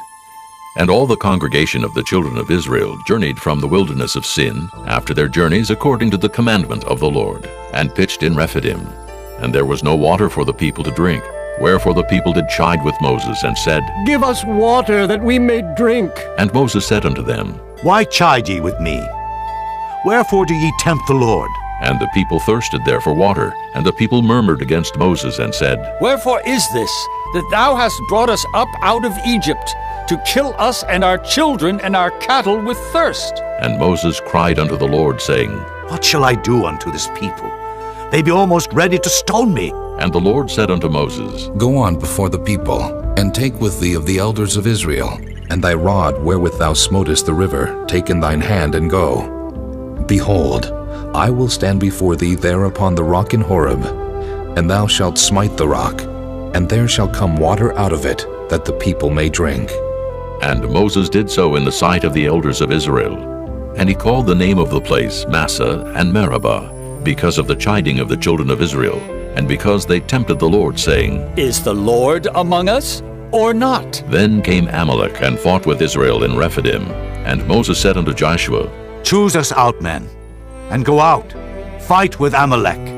Tomorrow I will stand on the top of the hill with the rod of God in mine hand. So Joshua did as Moses had said to him, and fought with Amalek. And Moses, Aaron, and Hur went up to the top of the hill. And it came to pass when Moses held up his hand, that Israel prevailed. And when he let down his hand, Amalek prevailed. But Moses' hands were heavy, and they took a stone and put it under him, and he sat thereon. And Aaron and Hur stayed up his hands, the one on the one side, and the other on the other side. And his hands were steady until the going down of the sun. And Joshua discomfited Amalek and his people with the edge of the sword. And the Lord said unto Moses, Write this for a memorial in a book, and rehearse it in the ears of Joshua. For I will utterly put out the remembrance of Amalek from under heaven. And Moses built an altar, and called the name of it Jehovah Nissi. For he said, Because the Lord hath sworn that the Lord will have war with Amalek from generation to generation. Chapter 18. When Jethro, the priest of Midian, Moses' father-in-law, heard of all that God had done for Moses and for Israel his people, and that the Lord had brought Israel out of Egypt, then Jethro, Moses' father-in-law, took Zipporah, Moses' wife, after he had sent her back, and her 2 sons, of which the name of the one was Gershom. For he said, I have been an alien in a strange land, And the name of the other was Eliezer, for "The God of my father," said he, "was mine help, and delivered me from the sword of Pharaoh." And Jethro, Moses' father-in-law, came with his sons and his wife unto Moses into the wilderness, where he encamped at the mount of God. And he said unto Moses, I, thy father-in-law Jethro, am come unto thee, and thy wife and her 2 sons with her. And Moses went out to meet his father-in-law, and did obeisance, and kissed him. And they asked each other of their welfare, and they came into the tent. And Moses told his father-in-law all that the Lord had done unto Pharaoh and to the Egyptians for Israel's sake, and all the travail that had come upon them by the way, and how the Lord delivered them. And Jethro rejoiced for all the goodness which the Lord had done to Israel, whom he had delivered out of the hand of the Egyptians. And Jethro said, Blessed be the Lord, who hath delivered you out of the hand of the Egyptians, and out of the hand of Pharaoh, who hath delivered the people from under the hand of the Egyptians. Now I know that the Lord is greater than all gods, for in the thing wherein they dealt proudly he was above them. And Jethro, Moses' father-in-law, took a burnt offering and sacrifices for God. And Aaron came and all the elders of Israel to eat bread with Moses' father-in-law before God. And it came to pass on the morrow that Moses sat to judge the people, and the people stood by Moses from the morning unto the evening. And when Moses' father-in-law saw all that he did to the people, he said, What is this thing that thou doest to the people? Why sittest thou thyself alone, and all the people stand by thee from morning unto even? And Moses said unto his father-in-law, Because the people come unto me to inquire of God. When they have a matter, they come unto me, and I judge between one and another. And I do make them know the statutes of God, and his laws. And Moses' father-in-law said unto him, The thing that thou doest is not good. Thou wilt surely wear away, both thou and this people that is with thee. For this thing is too heavy for thee. Thou art not able to perform it thyself alone. Hearken now unto my voice. I will give thee counsel, and God shall be with thee. Be thou for the people to Godward, that thou mayest bring the causes unto God. And thou shalt teach them ordinances and laws, and shalt show them the way wherein they must walk, and the work that they must do. Moreover, thou shalt provide out of all the people able men, such as fear God, men of truth, hating covetousness, and place such over them to be rulers of thousands, and rulers of hundreds, rulers of 50s, and rulers of 10s. And let them judge the people at all seasons. And it shall be that every great matter they shall bring unto thee, but every small matter they shall judge. So shall it be easier for thyself, and they shall bear the burden with thee. If thou shalt do this thing, and God command thee so, then thou shalt be able to endure, and all this people shall also go to their place in peace. So Moses hearkened to the voice of his father-in-law, and did all that he had said. And Moses chose able men out of all Israel, and made them heads over the people, rulers of thousands, rulers of hundreds, rulers of 50s, and rulers of 10s. And they judged the people at all seasons. The hard causes they brought unto Moses, but every small matter they judged themselves. And Moses let his father-in-law depart, and he went his way into his own land. Chapter 19. In the 3rd month, when the children of Israel were gone forth out of the land of Egypt, the same day came they into the wilderness of Sinai, for they were departed from Rephidim, and were come to the desert of Sinai, and had pitched in the wilderness. And there Israel camped before the mount. And Moses went up unto God, and the Lord called unto him out of the mountain, saying, Thus shalt thou say to the house of Jacob, and tell the children of Israel, Ye have seen what I did unto the Egyptians, and how I bare you on eagle's wings, and brought you unto myself. Now therefore, if ye will obey my voice indeed, and keep my covenant, then ye shall be a peculiar treasure unto me above all people. For all the earth is mine, and ye shall be unto me a kingdom of priests, and an holy nation. These are the words which thou shalt speak unto the children of Israel. And Moses came and called for the elders of the people, and laid before their faces all these words which the Lord commanded him. And all the people answered together and said, All that the Lord hath spoken we will do. And Moses returned the words of the people unto the Lord. And the Lord said unto Moses, Lo, I come unto thee in a thick cloud, that the people may hear when I speak with thee, and believe thee forever. And Moses told the words of the people unto the Lord. And the Lord said unto Moses, Go unto the people, and sanctify them today and tomorrow, and let them wash their clothes, and be ready against the third day. For the third day the Lord will come down in the sight of all the people upon Mount Sinai. And thou shalt set bounds unto the people round about, saying, Take heed to yourselves, that ye go not up into the mount, or touch the border of it.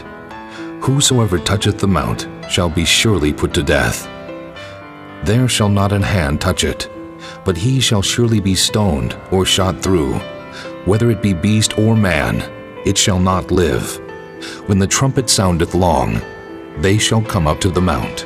And Moses went down from the mount unto the people, and sanctified the people, and they washed their clothes. And he said unto the people, Be ready against the third day. Come not at your wives. And it came to pass on the third day in the morning, that there were thunders and lightnings, and a thick cloud upon the mount, and the voice of the trumpet exceeding loud, so that all the people that was in the camp trembled. And Moses brought forth the people out of the camp to meet with God, and they stood at the nether part of the mount. And Mount Sinai was altogether on a smoke, because the Lord descended upon it in fire, and the smoke thereof ascended as the smoke of a furnace, and the whole mount quaked greatly. And when the voice of the trumpet sounded long and waxed louder and louder, Moses spake, and God answered him by a voice. And the Lord came down upon Mount Sinai, on the top of the mount, and the Lord called Moses up to the top of the mount. And Moses went up, and the Lord said unto Moses, Go down, charge the people lest they break through unto the Lord to gaze, and many of them perish. And let the priests also, which come near to the Lord, sanctify themselves, lest the Lord break forth upon them. And Moses said unto the Lord, The people cannot come up to Mount Sinai, for thou chargest us, saying, Set bounds about the mount, and sanctify it. And the Lord said unto him, Away, get thee down, and thou shalt come up, thou and Aaron with thee.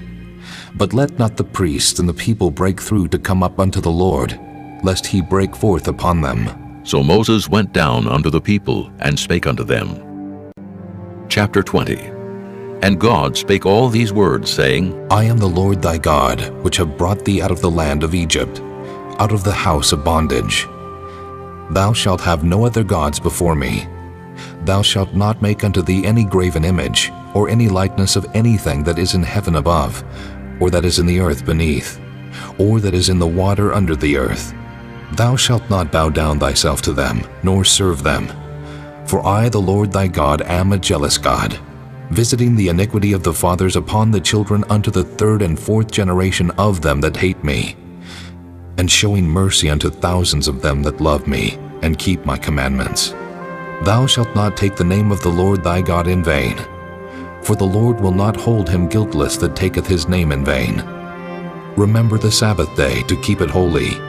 6 days shalt thou labor and do all thy work, but the seventh day is the Sabbath of the Lord thy God. In it thou shalt not do any work, thou, nor thy son, nor thy daughter, thy manservant, nor thy maidservant, nor thy cattle, nor thy stranger that is within thy gates. For in 6 days the Lord made heaven and earth, the sea, and all that in them is, and rested the seventh day. Wherefore the Lord blessed the Sabbath day, and hallowed it. Honor thy father and thy mother, that thy days may be long upon the land which the Lord thy God giveth thee. Thou shalt not kill. Thou shalt not commit adultery. Thou shalt not steal. Thou shalt not bear false witness against thy neighbor. Thou shalt not covet thy neighbor's house. Thou shalt not covet thy neighbor's wife, nor his manservant, nor his maidservant, nor his ox, nor his ass, nor anything that is thy neighbor's. And all the people saw the thunderings and the lightnings, and the noise of the trumpet, and the mountain smoking. And when the people saw it, they removed and stood afar off. And they said unto Moses, Speak thou with us, and we will hear. But let not God speak with us, lest we die. And Moses said unto the people, Fear not, for God is come to prove you, and that his fear may be before your faces, that ye sin not. And the people stood afar off. And Moses drew near unto the thick darkness where God was. And the Lord said unto Moses, Thus thou shalt say unto the children of Israel, Ye have seen that I have talked with you from heaven. Ye shall not make with me gods of silver, neither shall ye make unto you gods of gold. An altar of earth thou shalt make unto me, and shalt sacrifice thereon thy burnt offerings, and thy peace offerings, thy sheep, and thine oxen. In all places where I record my name I will come unto thee, and I will bless thee. And if thou wilt make me an altar of stone, thou shalt not build it of hewn stone, for if thou lift up thy tool upon it, thou hast polluted it. Neither shalt thou go up by steps unto mine altar, that thy nakedness be not discovered thereon. Chapter 21. Now these are the judgments which thou shalt set before them. If thou buy an Hebrew servant, 6 years he shall serve, and in the 7th he shall go out free for nothing. If he came in by himself, he shall go out by himself. If he were married, then his wife shall go out with him. If his master have given him a wife, and she have borne him sons or daughters, the wife and her children shall be her master's, and he shall go out by himself. And if the servant shall plainly say, I love my master, my wife, and my children, I will not go out free, then his master shall bring him unto the judges. He shall also bring him to the door, or unto the doorpost, and his master shall bore his ear through with an awl, and he shall serve him forever. And if a man sell his daughter to be a maidservant, she shall not go out as the men servants do. If she please not her master, who hath betrothed her to himself, then shall he let her be redeemed. To sell her unto a strange nation he shall have no power, seeing he hath dealt deceitfully with her. And if he have betrothed her unto his son, he shall deal with her after the manner of daughters. If he take him another wife, her food, her raiment, and her duty of marriage shall he not diminish. And if he do not these 3 unto her, then shall she go out free without money. He that smiteth a man so that he die, shall be surely put to death. And if a man lie not in wait, but God deliver him into his hand, then I will appoint thee a place whither he shall flee. But if a man come presumptuously upon his neighbor to slay him with guile, thou shalt take him from mine altar, that he may die. And he that smiteth his father or his mother shall be surely put to death. And he that stealeth a man and selleth him, or if he be found in his hand, he shall surely be put to death. And he that curseth his father or his mother shall surely be put to death. And if men strive together, and one smite another with a stone or with his fist, and he die not, but keepeth his bed, if he rise again, and walk abroad upon his staff, then shall he that smote him be quit. Only he shall pay for the loss of his time, and shall cause him to be thoroughly healed. And if a man smite his servant or his maid with a rod, and he die under his hand, he shall be surely punished. Notwithstanding, if he continue a day or 2, he shall not be punished, for he is his money. If men strive and hurt a woman with child, so that her fruit depart from her, and yet no mischief follow, he shall be surely punished, according as the woman's husband will lay upon him, and he shall pay as the judges determine. And if any mischief follow, then thou shalt give life for life, eye for eye, tooth for tooth, hand for hand, foot for foot, burning for burning, wound for wound, stripe for stripe. And if a man smite the eye of his servant, or the eye of his maid, that it perish, he shall let him go free for his eye's sake. And if he smite out his manservant's tooth, or his maidservant's tooth, he shall let him go free for his tooth's sake. If an ox gore a man or a woman, that they die, then the ox shall be surely stoned, and his flesh shall not be eaten, but the owner of the ox shall be quit. But if the ox were wont to push with his horn in time past, and it hath been testified to his owner, and he hath not kept him in, but that he hath killed a man or a woman, the ox shall be stoned, and his owner also shall be put to death. If there be laid on him a sum of money, then he shall give for the ransom of his life whatsoever is laid upon him. Whether he have gored a son, or have gored a daughter, according to this judgment shall it be done unto him. If the ox shall push a manservant or a maidservant, he shall give unto their master 30 shekels of silver, and the ox shall be stoned. And if a man shall open a pit, or if a man shall dig a pit, and not cover it, and an ox or an ass fall therein, the owner of the pit shall make it good, and give money unto the owner of them, and the dead beast shall be his. And if one man's ox hurt another's, that he die, then they shall sell the live ox and divide the money of it, and the dead ox also they shall divide. Or if it be known that the ox hath used to push in time past, and his owner hath not kept him in, he shall surely pay ox for ox, and the dead shall be his own. Chapter 22. If a man shall steal an ox or a sheep and kill it or sell it, he shall restore 5 oxen for an ox, and 4 sheep for a sheep. If a thief be found breaking up, and be smitten that he die, there shall no blood be shed for him. If the sun be risen upon him, there shall be blood shed for him, for he should make full restitution. If he have nothing, then he shall be sold for his theft. If the theft be certainly found in his hand alive, whether it be ox or ass or sheep, he shall restore double. If a man shall cause a field or vineyard to be eaten, and shall put in his beast, and shall feed in another man's field, of the best of his own field, and of the best of his own vineyard, shall he make restitution. If fire break out, and catch in thorns, so that the stacks of corn, or the standing corn, or the field be consumed therewith, he that kindled the fire shall surely make restitution. If a man shall deliver unto his neighbor money or stuff to keep, and it be stolen out of the man's house, if the thief be found, let him pay double. If the thief be not found, then the master of the house shall be brought unto the judges, to see whether he have put his hand unto his neighbor's goods.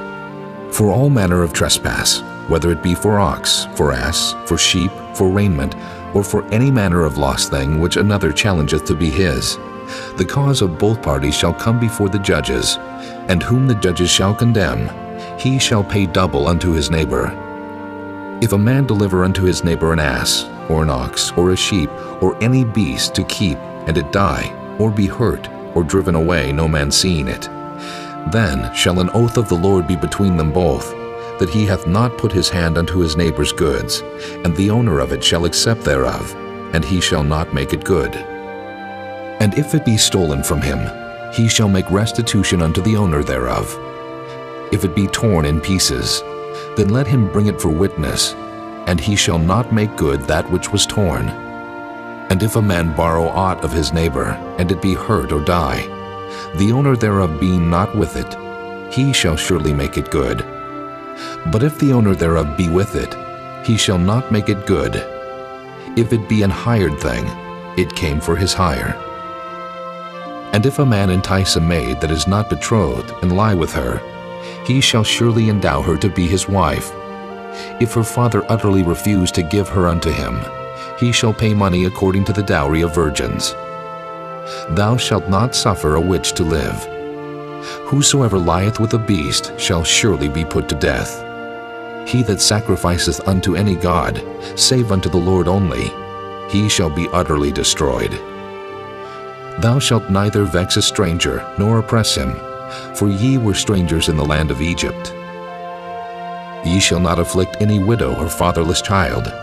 If thou afflict them in any wise, and they cry at all unto me, I will surely hear their cry, and my wrath shall wax hot, and I will kill you with the sword, and your wives shall be widows, and your children fatherless. If thou lend money to any of my people that is poor by thee, thou shalt not be to him as an usurer, neither shalt thou lay upon him usury.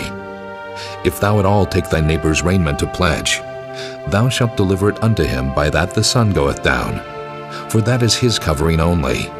It is his raiment for his skin. Wherein shall he sleep? And it shall come to pass, when he crieth unto me, that I will hear, for I am gracious. Thou shalt not revile the gods, nor curse the ruler of thy people. Thou shalt not delay to offer the first of thy ripe fruits, and of thy liquors. The firstborn of thy son shalt thou give unto me. Likewise shalt thou do with thine oxen, and with thy sheep. 7 days it shall be with his dam. On the 8th day thou shalt give it me.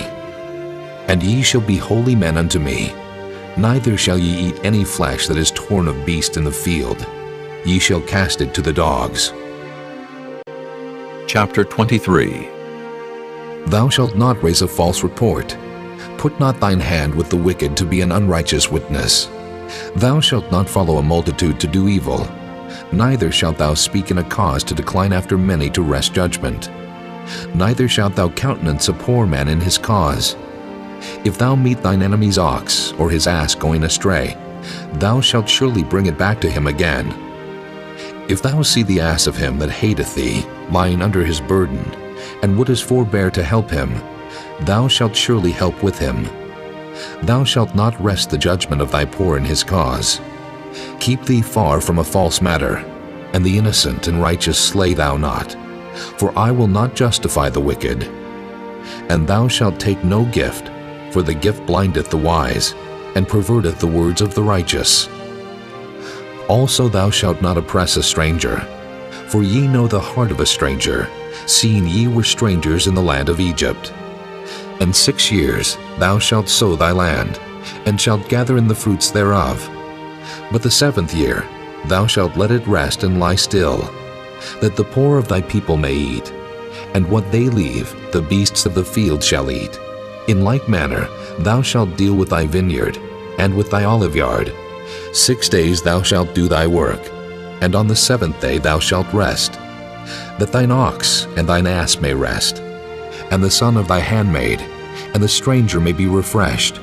And in all things that I have said unto you be circumspect, and make no mention of the name of other gods, neither let it be heard out of thy mouth. 3 times thou shalt keep a feast unto me in the year. Thou shalt keep the feast of unleavened bread. Thou shalt eat unleavened bread 7 days, as I commanded thee, in the time appointed of the month Abib, for in it thou camest out from Egypt. And none shall appear before me empty. And the feast of harvest, the first fruits of thy labors which thou hast sown in the field, and the feast of ingathering, which is in the end of the year, when thou hast gathered in thy labors out of the field. 3 times in the year all thy males shall appear before the Lord God. Thou shalt not offer the blood of my sacrifice with leavened bread, neither shall the fat of my sacrifice remain until the morning. The first of the first fruits of thy land thou shalt bring into the house of the Lord thy God. Thou shalt not see the kid in his mother's milk. Behold, I send an angel before thee, to keep thee in the way, and to bring thee into the place which I have prepared. Beware of him, and obey his voice. Provoke him not, for he will not pardon your transgressions, for my name is in him. But if thou shalt indeed obey his voice, and do all that I speak, then I will be an enemy unto thine enemies, and an adversary unto thine adversaries. For mine angel shall go before thee, and bring thee in unto the Amorites, and the Hittites, and the Perizzites, and the Canaanites, the Hivites, and the Jebusites, and I will cut them off. Thou shalt not bow down to their gods, nor serve them, nor do after their works. But thou shalt utterly overthrow them, and quite break down their images. And ye shall serve the Lord your God, and he shall bless thy bread and thy water, and I will take sickness away from the midst of thee. There shall nothing cast their young, nor be barren in thy land. The number of thy days I will fulfill. I will send my fear before thee, and will destroy all the people to whom thou shalt come, and I will make all thine enemies turn their backs unto thee. And I will send hornets before thee, which shall drive out the Hivite, the Canaanite, and the Hittite from before thee.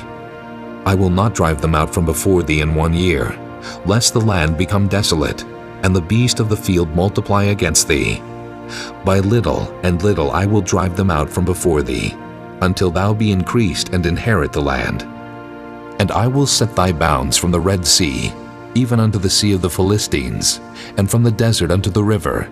For I will deliver the inhabitants of the land into your hand, and thou shalt drive them out before thee. Thou shalt make no covenant with them, nor with their gods. They shall not dwell in thy land, lest they make thee sin against me. For if thou serve their gods, it will surely be a snare unto thee. Chapter 24. And he said unto Moses, Come up unto the Lord, thou, and Aaron, Nadab, and Abihu, and 70 of the elders of Israel, and worship ye afar off. And Moses alone shall come near the Lord, but they shall not come nigh, neither shall the people go up with him. And Moses came and told the people all the words of the Lord, and all the judgments. And all the people answered with one voice and said, All the words which the Lord hath said will we do. And Moses wrote all the words of the Lord, and rose up early in the morning, and builded an altar under the hill, and 12 pillars according to the 12 tribes of Israel. And he sent young men of the children of Israel, which offered burnt offerings, and sacrificed peace offerings of oxen unto the Lord. And Moses took half of the blood, and put it in basins, and half of the blood he sprinkled on the altar. And he took the book of the covenant, and read it in the audience of the people, and they said, All that the Lord hath said will we do, and be obedient. And Moses took the blood, and sprinkled it on the people, and said, Behold, the blood of the covenant, which the Lord hath made with you concerning all these words. Then went up Moses and Aaron, Nadab and Abihu, and 70 of the elders of Israel, and they saw the God of Israel. And there was under his feet as it were a paved work of a sapphire stone, and as it were the body of heaven in his clearness. And upon the nobles of the children of Israel he laid not his hand. Also they saw God, and did eat and drink. And the Lord said unto Moses, Come up to me into the mount, and be there, and I will give thee tables of stone, and a law and commandments which I have written, that thou mayest teach them. And Moses rose up, and his minister Joshua. And Moses went up into the mount of God, and he said unto the elders, Tarry ye here for us, until we come again unto you. And behold, Aaron and Hur are with you. If any man have any matters to do, let him come unto them. And Moses went up into the mount, and a cloud covered the mount. And the glory of the Lord abode upon Mount Sinai, and the cloud covered it 6 days.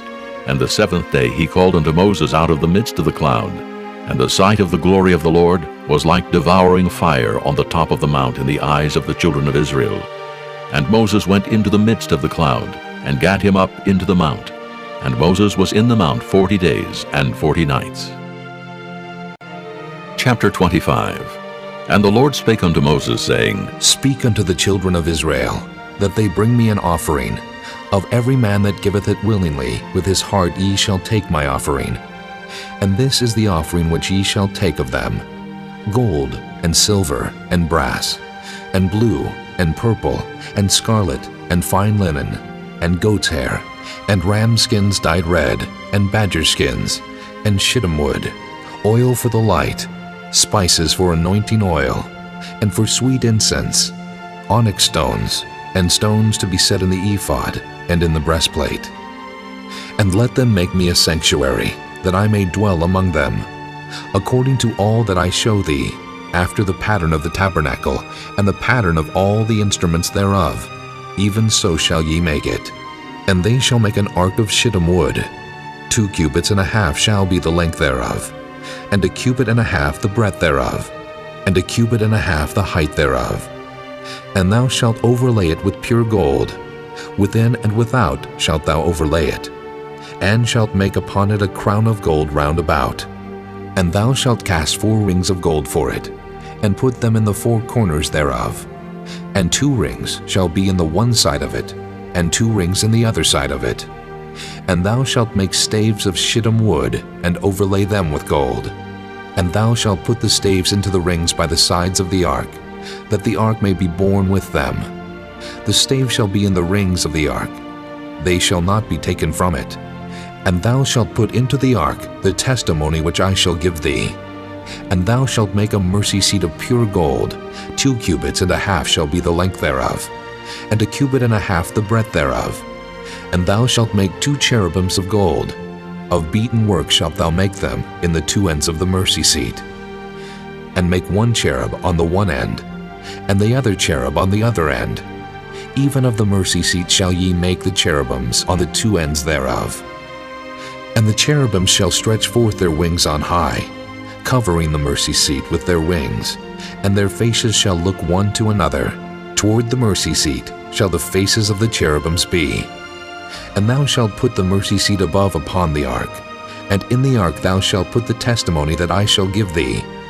And there I will meet with thee, and I will commune with thee from above the mercy seat, from between the 2 cherubims which are upon the ark of the testimony, of all things which I will give thee in commandment unto the children of Israel. Thou shalt also make a table of shittim wood. 2 cubits shall be the length thereof, and 1 cubit the breadth thereof, and 1 cubit and a half the height thereof. And thou shalt overlay it with pure gold, and make thereto a crown of gold round about. And thou shalt make unto it a border of an handbreadth round about, and thou shalt make a golden crown to the border thereof round about. And thou shalt make for it 4 rings of gold, and put the rings in the 4 corners that are on the 4 feet thereof. Over against the border shall the rings be for places of the staves to bear the table. And thou shalt make the staves of shittim wood, and overlay them with gold, that the table may be borne with them. And thou shalt make the dishes thereof, and spoons thereof, and covers thereof, and bowls thereof, to cover withal, of pure gold shalt thou make them.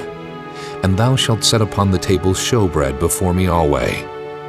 And thou shalt make a candlestick of pure gold, of beaten work shall the candlestick be made. His shaft, and his branches, his bowls, his knops, and his flowers shall be of the same. And 6 branches shall come out of the sides of it, 3 branches of the candlestick out of the one side, and 3 branches of the candlestick out of the other side. 3 bowls made like unto almonds, with a knop and a flower in one branch, and 3 bowls made like almonds in the other branch, with a knop and a flower. So in the 6 branches that come out of the candlestick, and in the candlestick shall be 4 bowls made like unto almonds, with their knops and their flowers. And there shall be a knop under 2 branches of the same, and a knop under 2 branches of the same, and a knop under 2 branches of the same, according to the 6 branches that proceed out of the candlestick. Their knops and their branches shall be of the same. All it shall be one beaten work of pure gold. And thou shalt make the 7 lamps thereof, and they shall light the lamps thereof, that they may give light over against it. And the tongs thereof, and the snuff dishes thereof, shall be of pure gold. Of a talent of pure gold shall he make it, with all these vessels. And look that thou make them after their pattern, which was showed thee in the mount. Chapter 26. Moreover, thou shalt make the tabernacle with 10 curtains of fine twined linen, and blue, and purple, and scarlet. With cherubims of cunning work shalt thou make them. The length of one curtain shall be 28 cubits, and the breadth of one curtain 4 cubits. And every one of the curtains shall have one measure. The 5 curtains shall be coupled together, one to another, and other 5 curtains shall be coupled one to another. And thou shalt make loops of blue upon the edge of the one curtain from the selvage in the coupling. And likewise shalt thou make in the uttermost edge of another curtain, in the coupling of the second.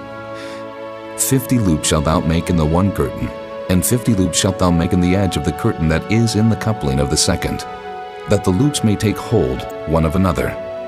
And thou shalt make 50 tacks of gold, and couple the curtains together with the tacks, and it shall be one tabernacle. And thou shalt make curtains of goat's hair to be a covering upon the tabernacle. 11 curtains shalt thou make. The length of one curtain shall be 30 cubits, and the breadth of one curtain 4 cubits. And the 11 curtains shall be all of one measure. And thou shalt couple 5 curtains by themselves, and 6 curtains by themselves, and shalt double the 6th curtain in the forefront of the tabernacle. And thou shalt make 50 loops on the edge of the one curtain that is outmost in the coupling, and 50 loops in the edge of the curtain which coupleth the second. And thou shalt make 50 tacks of brass, and put the tacks into the loops, and couple the tent together, that it may be one. And the remnant that remaineth of the curtains of the tent, the half curtain that remaineth, shall hang over the backside of the tabernacle. And a cubit on the one side, and a cubit on the other side of that which remaineth in the length of the curtains of the tent. It shall hang over the sides of the tabernacle, on this side and on that side to cover it. And thou shalt make a covering for the tent of ram skins dyed red, and a covering above of badger skins. And thou shalt make boards for the tabernacle of shittim wood standing up. 10 cubits shall be the length of a board, and a cubit and a half shall be the breadth of one board. 2 tenons shall there be in one board, set in order one against another. Thus shalt thou make for all the boards of the tabernacle. And thou shalt make the boards for the tabernacle 20 boards on the south side southward. And thou shalt make 40 sockets of silver under the 20 boards, 2 sockets under one board for his 2 tenons, and 2 sockets under another board for his 2 tenons. And for the second side of the tabernacle on the north side there shall be 20 boards. And there 40 sockets of silver, 2 sockets under one board, and 2 sockets under another board. And for the sides of the tabernacle westward, thou shalt make 6 boards. And 2 boards shalt thou make for the corners of the tabernacle in the 2 sides.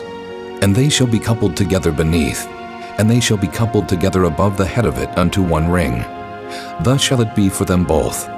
They shall be for the 2 corners. And they shall be 8 boards, and their sockets of silver 16 sockets, 2 sockets under 1 board, and 2 sockets under another board. And thou shalt make bars of shittim wood, 5 for the boards of the one side of the tabernacle, and 5 bars for the boards of the other side of the tabernacle, and 5 bars for the boards of the side of the tabernacle, for the 2 sides westward. And the middle bar in the midst of the board shall reach from end to end. And thou shalt overlay the boards with gold, and make their rings of gold for places for the bars. And thou shalt overlay the bars with gold. And thou shalt rear up the tabernacle according to the fashion thereof, which was showed thee in the mount. And thou shalt make a veil of blue, and purple, and scarlet, and fine twined linen of cunning work. With cherubims shall it be made. And thou shalt hang it upon 4 pillars of shittim wood overlaid with gold. Their hooks shall be of gold upon the 4 sockets of silver. And thou shalt hang up the veil under the tacks, that thou mayest bring in thither within the veil the ark of the testimony. And the veil shall divide unto you between the holy place and the most holy. And thou shalt put the mercy seat upon the ark of the testimony in the most holy place. And thou shalt set the table without the veil, and the candlestick over against the table on the side of the tabernacle toward the south. And thou shalt put the table on the north side. And thou shalt make an hanging for the door of the tent of blue and purple and scarlet, and fine twined linen wrought with needlework. And thou shalt make for the hanging 5 pillars of shittim wood, and overlay them with gold, and their hooks shall be of gold. And thou shalt cast 5 sockets of brass for them. Chapter 27. And thou shalt make an altar of shittim wood, 5 cubits long, and 5 cubits broad. The altar shall be 4 square, and the height thereof shall be 3 cubits. And thou shalt make the horns of it upon the 4 corners thereof. His horn shall be of the same. And thou shalt overlay it with brass. And thou shalt make his pans to receive his ashes, and his shovels, and his basins, and his flesh hooks, and his fire pans. All the vessels thereof thou shalt make of brass. And thou shalt make for it a grate of network of brass. And upon the net shalt thou make 4 brassen rings in the 4 corners thereof. And thou shalt put it under the compass of the altar beneath, that the net may be even to the midst of the altar. And thou shalt make staves for the altar, staves of shittim wood, and overlay them with brass. And the staves shall be put into the rings, and the staves shall be upon the 2 sides of the altar to bear it. Hollow with boards shalt thou make it. As it was showed thee in the mount, so shall they make it. And thou shalt make the court of the tabernacle. For the south side southward there shall be hangings for the court of fine twined linen, of 100 cubits long for one side. And the 20 pillars thereof, and their 20 sockets shall be of brass. The hooks of the pillars, and their fillets shall be of silver. And likewise for the north side in length there shall be hangings of 100 cubits long, and his 20 pillars, and their 20 sockets of brass, the hooks of the pillars, and their fillets of silver. And for the breadth of the court on the west side shall be hangings of 50 cubits, their pillars 10, and their sockets 10. And the breadth of the court on the east side eastward shall be 50 cubits. The hangings of one side of the gate shall be 15 cubits, their pillars 3, and their sockets 3. And on the other side shall be hangings 15 cubits, their pillars 3, and their sockets 3. And for the gate of the court shall be an hanging of 20 cubits, of blue and purple and scarlet, and fine twined linen, wrought with needlework. And their pillars shall be 4, and their sockets 4. All the pillars round about the court shall be filleted with silver. Their hooks shall be of silver, and their sockets of brass. The length of the court shall be 100 cubits, and the breadth 50, everywhere. And the height 5 cubits of fine twined linen, and their sockets of brass. All the vessels of the tabernacle and all the service thereof, and all the pins thereof, and all the pins of the court shall be of brass. And thou shalt command the children of Israel that they bring thee pure oil olive beaten for the light, to cause the lamp to burn always. In the tabernacle of the congregation without the veil, which is before the testimony, Aaron and his sons shall order it from evening to morning before the Lord. It shall be a statute forever unto their generations on the behalf of the children of Israel. Chapter 28. And take thou unto thee Aaron thy brother, and his sons with him from among the children of Israel, that he may minister unto me in the priest's office, even Aaron, Nadab, and Abihu, Eleazar, and Ithamar, Aaron's sons. And thou shalt make holy garments for Aaron thy brother, for glory and for beauty. And thou shalt speak unto all that are wise-hearted, whom I have filled with the spirit of wisdom, that they may make Aaron's garments to consecrate him, that he may minister unto me in the priest's office. And these are the garments which they shall make: a breastplate, and an ephod, and a robe, and a broidered coat, a mitre, and a girdle. And they shall make holy garments for Aaron thy brother and his sons, that he may minister unto me in the priest's office. And they shall take gold, and blue, and purple, and scarlet, and fine linen. And they shall make the ephod of gold, of blue, and of purple, of scarlet, and fine twined linen with cunning work. It shall have the 2 shoulder pieces thereof joined at the 2 edges thereof, and so it shall be joined together. And the curious girdle of the ephod which is upon it shall be of the same according to the work thereof, even of gold, of blue, and purple, and scarlet, and fine twined linen. And thou shalt take 2 onyx stones, and grave on them the names of the children of Israel, 6 of their names on one stone, and the other 6 names of the rest on the other stone according to their birth. With the work of an engraver in stone, like the engravings of a signet, shalt thou engrave the 2 stones with the names of the children of Israel. Thou shalt make them to be set in ouches of gold. And thou shalt put the 2 stones upon the shoulders of the ephod for stones of memorial unto the children of Israel. And Aaron shall bear their names before the Lord upon his 2 shoulders for a memorial. And thou shalt make ouches of gold, and 2 chains of pure gold at the ends, of wreathen work shalt thou make them, and fasten the wreathen chains to the ouches. And thou shalt make the breastplate of judgment with cunning work. After the work of the ephod thou shalt make it. Of gold, of blue, and of purple, and of scarlet, and of fine twined linen shalt thou make it. 4 square it shall be being doubled. A span shall be the length thereof, and a span shall be the breadth thereof. And thou shalt set in it settings of stones, even 4 rows of stones. The first row shall be a sardius, a topaz, and a carbuncle. This shall be the first row. And the second row shall be an emerald, a sapphire, and a diamond. And the third row, a ligure, an agate, and an amethyst. And the fourth row, a beryl, and an onyx, and a jasper. They shall be set in gold in their enclosings. And the stones shall be with the names of the children of Israel, 12 according to their names, like the engravings of a signet. Every one with his name shall they be according to the 12 tribes. And thou shalt make upon the breastplate chains at the ends of wreathen work of pure gold. And thou shalt make upon the breastplate 2 rings of gold, and shalt put the 2 rings on the 2 ends of the breastplate. And thou shalt put the 2 wreathen chains of gold in the 2 rings which are on the ends of the breastplate. And the other 2 ends of the 2 wreathen chains thou shalt fasten in the 2 ouches, and put them on the shoulder pieces of the ephod before it. And thou shalt make 2 rings of gold, and thou shalt put them upon the 2 ends of the breastplate in the border thereof, which is in the side of the ephod inward.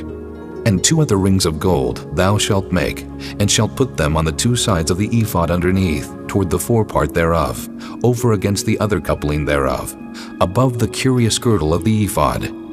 And they shall bind the breastplate by the rings thereof unto the rings of the ephod with a lace of blue, that it may be above the curious girdle of the ephod, and that the breastplate be not loosed from the ephod. And Aaron shall bear the names of the children of Israel in the breastplate of judgment upon his heart, when he goeth in unto the holy place, for a memorial before the Lord continually. And thou shalt put in the breastplate of judgment the Urim and the Thummim, and they shall be upon Aaron's heart when he goeth in before the Lord. And Aaron shall bear the judgment of the children of Israel upon his heart before the Lord continually. And thou shalt make the robe of the ephod all of blue, and there shall be an hole in the top of it, in the midst thereof. It shall have a binding of woven work round about the whole of it, as it were the hole of an habergeon, that it be not rent. And beneath, upon the hem of it, thou shalt make pomegranates of blue, and of purple, and of scarlet, round about the hem thereof, and bells of gold between them round about. A golden bell and a pomegranate, a golden bell and a pomegranate, upon the hem of the robe round about. And it shall be upon Aaron to minister, and his sound shall be heard when he goeth in unto the holy place before the Lord, and when he cometh out, that he die not. And thou shalt make a plate of pure gold, and grave upon it, like the engravings of a signet, Holiness to the Lord. And thou shalt put it on a blue lace, that it may be upon the mitre. Upon the forefront of the mitre it shall be. And it shall be upon Aaron's forehead, that Aaron may bear the iniquity of the holy things, which the children of Israel shall hallow in all their holy gifts. And it shall be always upon his forehead, that they may be accepted before the Lord. And thou shalt embroider the coat of fine linen, and thou shalt make the mitre of fine linen, and thou shalt make the girdle of needlework. And for Aaron's sons thou shalt make coats, and thou shalt make for them girdles, and bonnets shalt thou make for them, for glory and for beauty. And thou shalt put them upon Aaron thy brother, and his sons with him, and shalt anoint them, and consecrate them, and sanctify them, that they may minister unto me in the priest's office. And thou shalt make them linen breeches to cover their nakedness. From the loins even unto the thighs they shall reach. And they shall be upon Aaron and upon his sons when they come in unto the tabernacle of the congregation, or when they come near unto the altar to minister in the holy place, that they bear not iniquity and die. It shall be a statute forever unto him and his seed after him. Chapter 29. And this is the thing that thou shalt do unto them, to hallow them, to minister unto me in the priest's office. Take 1 young bullock, and 2 rams without blemish, and unleavened bread, and cakes unleavened tempered with oil, and wafers unleavened anointed with oil. Of wheaten flour shalt thou make them. And thou shalt put them into 1 basket, and bring them in the basket with the bullock and the 2 rams. And Aaron and his sons thou shalt bring unto the door of the tabernacle of the congregation, and shalt wash them with water. And thou shalt take the garments, and put upon Aaron the coat, and the robe of the ephod, and the breastplate, and gird him with the curious girdle of the ephod. And thou shalt put the mitre upon his head, and put the holy crown upon the mitre. Then shalt thou take the anointing oil, and pour it upon his head, and anoint him. And thou shalt bring his sons, and put coats upon them, and thou shalt gird them with girdles, Aaron and his sons, and put the bonnets on them, and the priest's office shall be theirs for a perpetual statute. And thou shalt consecrate Aaron and his sons. And thou shalt cause a bullock to be brought before the tabernacle of the congregation. And Aaron and his sons shall put their hands upon the head of the bullock. And thou shalt kill the bullock before the Lord, by the door of the tabernacle of the congregation. And thou shalt take of the blood of the bullock, and put it upon the horns of the altar with thy finger, and pour all the blood beside the bottom of the altar. And thou shalt take all the fat that covereth the inwards, and the caul that is above the liver, and the 2 kidneys, and the fat that is upon them, and burn them upon the altar. But the flesh of the bullock, and his skin, and his dung, shalt thou burn with fire without the camp. It is a sin offering. Thou shalt also take 1 ram, and Aaron and his sons shall put their hands upon the head of the ram. And thou shalt slay the ram. And thou shalt take his blood, and sprinkle it round about upon the altar. And thou shalt cut the ram in pieces, and wash the inwards of him, and his legs, and put them unto his pieces, and unto his head. And thou shalt burn the whole ram upon the altar. It is a burnt offering unto the Lord. It is a sweet savor, an offering made by fire unto the Lord. And thou shalt take the other ram, and Aaron and his sons shall put their hands upon the head of the ram. Then shalt thou kill the ram, and take of his blood, and put it upon the tip of the right ear of Aaron, and upon the tip of the right ear of his sons, and upon the thumb of their right hand, and upon the great toe of their right foot, and sprinkle the blood upon the altar round about. And thou shalt take of the blood that is upon the altar, and of the anointing oil, and sprinkle it upon Aaron, and upon his garments, and upon his sons, and upon the garments of his sons with him. And he shall be hallowed, and his garments and his sons' garments with him. Also thou shalt take of the ram the fat and the rump, and the fat that covereth the inwards, and the caul above the liver, and the 2 kidneys, and the fat that is upon them, and the right shoulder, for it is a ram of consecration. And 1 loaf of bread, and 1 cake of oiled bread, and 1 wafer out of the basket of the unleavened bread that is before the Lord. And thou shalt put all in the hands of Aaron, and in the hands of his sons, and shalt wave them for a wave offering before the Lord. And thou shalt receive them of their hands, and burn them upon the altar for a burnt offering, for a sweet savor before the Lord. It is an offering made by fire unto the Lord. And thou shalt take the breast of the ram of Aaron's consecration, and wave it for a wave offering before the Lord, and it shall be thy part.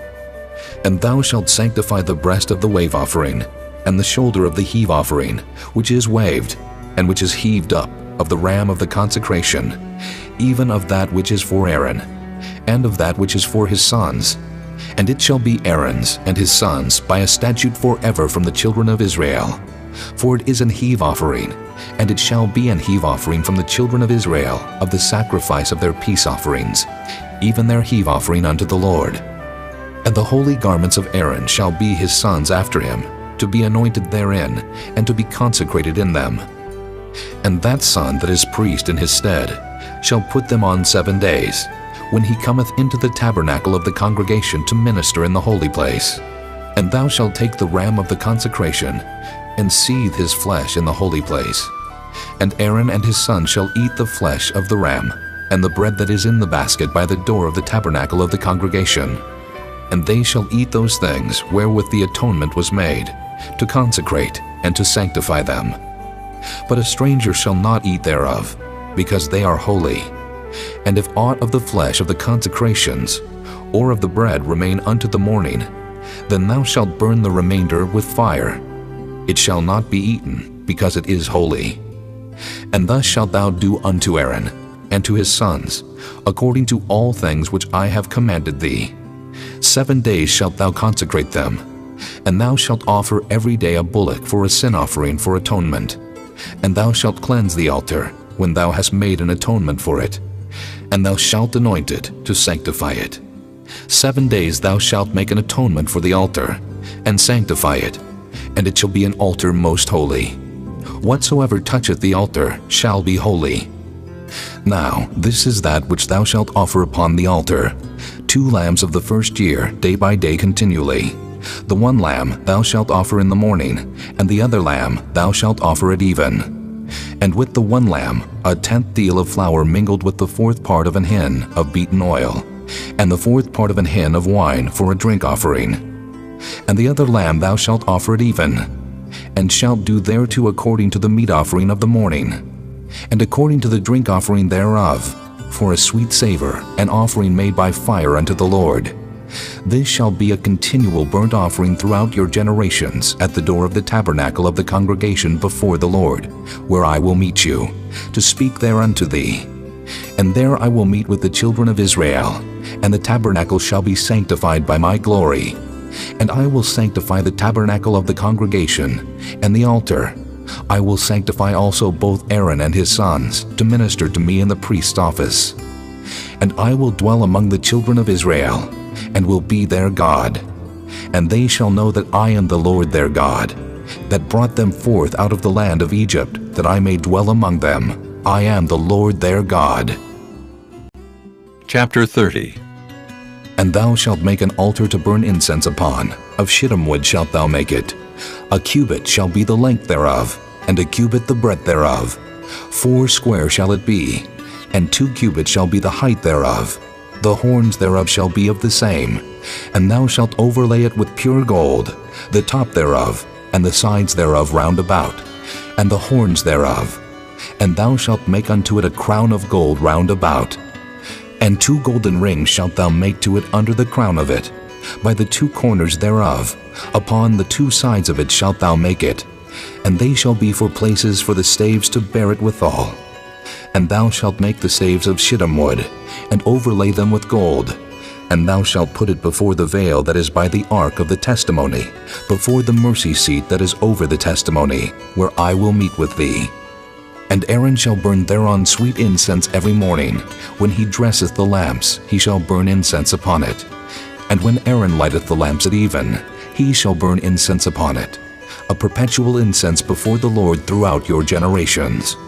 Ye shall offer no strange incense thereon, nor burnt sacrifice, nor meat offering, neither shall ye pour drink offering thereon. And Aaron shall make an atonement upon the horns of it once in a year, with the blood of the sin offering of atonements. Once in the year shall he make atonement upon it throughout your generations. It is most holy unto the Lord. And the Lord spake unto Moses, saying, When thou takest the sum of the children of Israel after their number, then shall they give every man a ransom for his soul unto the Lord, when thou numberest them, that there be no plague among them when thou numberest them. This they shall give, every one that passeth among them that are numbered, half a shekel after the shekel of the sanctuary. A shekel is 20 gerahs, and half shekel shall be the offering of the Lord. Every one that passeth among them that are numbered, from 20 years old and above, shall give an offering unto the Lord. The rich shall not give more, and the poor shall not give less than half a shekel, when they give an offering unto the Lord to make an atonement for your souls. And thou shalt take the atonement money of the children of Israel, and shalt appoint it for the service of the tabernacle of the congregation, that it may be a memorial unto the children of Israel before the Lord, to make an atonement for your souls. And the Lord spake unto Moses, saying, Thou shalt also make a laver of brass, and his foot also of brass, to wash withal, and thou shalt put it between the tabernacle of the congregation and the altar, and thou shalt put water therein. For Aaron and his sons shall wash their hands and their feet thereat. When they go into the tabernacle of the congregation, they shall wash with water, that they die not. Or when they come near to the altar to minister, to burn offering made by fire unto the Lord. So they shall wash their hands and their feet, that they die not. And it shall be a statute forever to them, even to him and to his seed throughout their generations. Moreover, the Lord spake unto Moses, saying, Take thou also unto thee principal spices of pure myrrh, 500 shekels, and of sweet cinnamon half so much, even 250 shekels, and of sweet calamus 250 shekels, and of cassia 500 shekels, after the shekel of the sanctuary, and of oil olive and hin. And thou shalt make it an oil of holy ointment, an ointment compound after the art of the apothecary. It shall be an holy anointing oil. And thou shalt anoint the tabernacle of the congregation therewith, and the ark of the testimony, and the table, and all his vessels, and the candlestick, and his vessels, and the altar of incense, and the altar of burnt offering with all his vessels, and the laver, and his foot. And thou shalt sanctify them, that they may be most holy. Whatsoever toucheth them shall be holy. And thou shalt anoint Aaron and his sons, and consecrate them, that they may minister unto me in the priest's office. And thou shalt speak unto the children of Israel, saying, This shall be an holy anointing oil unto me throughout your generations. Upon man's flesh shall it not be poured, neither shall ye make any other like it after the composition of it. It is holy, and it shall be holy unto you. Whosoever compoundeth any like it, or whosoever putteth any of it upon a stranger, shall even be cut off from his people. And the Lord said unto Moses, Take unto thee sweet spices, stacte, and onycha, and galbanum. These sweet spices with pure frankincense, of each shall there be a like weight. And thou shalt make it a perfume, a confection after the art of the apothecary, tempered together, pure and holy. And thou shalt beat some of it very small, and put of it before the testimony in the tabernacle of the congregation, where I will meet with thee. It shall be unto you most holy. And as for the perfume which thou shalt make, ye shall not make to yourselves according to the composition thereof. It shall be unto thee holy for the Lord. Whosoever shall make like unto that, to smell thereto, shall even be cut off from his people. Chapter 31. And the Lord spake unto Moses, saying, See, I have called by name Bezaleel, the son of Uri, the son of Hur of the tribe of Judah, and I have filled him with the Spirit of God, in wisdom and in understanding, and in knowledge, and in all manner of workmanship, to devise cunning works, to work in gold, and in silver, and in brass, and in cutting of stones to set them, and in carving of timber, to work in all manner of workmanship. And I, behold, I have given with him Aholiab, the son of Ahisamach, of the tribe of Dan, And in the hearts of all that are wise-hearted I have put wisdom, that they may make all that I have commanded thee. The tabernacle of the congregation, and the ark of the testimony, and the mercy seat that is thereupon, and all the furniture of the tabernacle, and the table, and his furniture, and the pure candlestick with all his furniture, and the altar of incense, and the altar of burnt offering with all his furniture, and the laver and his foot, and the cloths of service, and the holy garments for Aaron the priest, and the garments of his sons to minister in the priest's office, and the anointing oil, and sweet incense for the holy place, according to all that I have commanded thee, shall they do. And the Lord spake unto Moses, saying, Speak thou also unto the children of Israel, saying, Verily, my Sabbaths ye shall keep, for it is a sign between me and you throughout your generations, that ye may know that I am the Lord that doth sanctify you. Ye shall keep the Sabbath therefore, for it is holy unto you. Every one that defileth it shall surely be put to death. For whosoever doeth any work therein, that soul shall be cut off from among his people. 6 days may work be done, but in the 7th is the Sabbath of rest, holy to the Lord. Whosoever doeth any work in the Sabbath day, he shall surely be put to death. Wherefore the children of Israel shall keep the Sabbath, to observe the Sabbath throughout their generations for a perpetual covenant. It is a sign between me and the children of Israel forever. For in 6 days the Lord made heaven and earth, and on the 7th day he rested and was refreshed. And he gave unto Moses, when he had made an end of communing with him upon Mount Sinai, 2 tables of testimony, tables of stone, written with the finger of God. Chapter 32.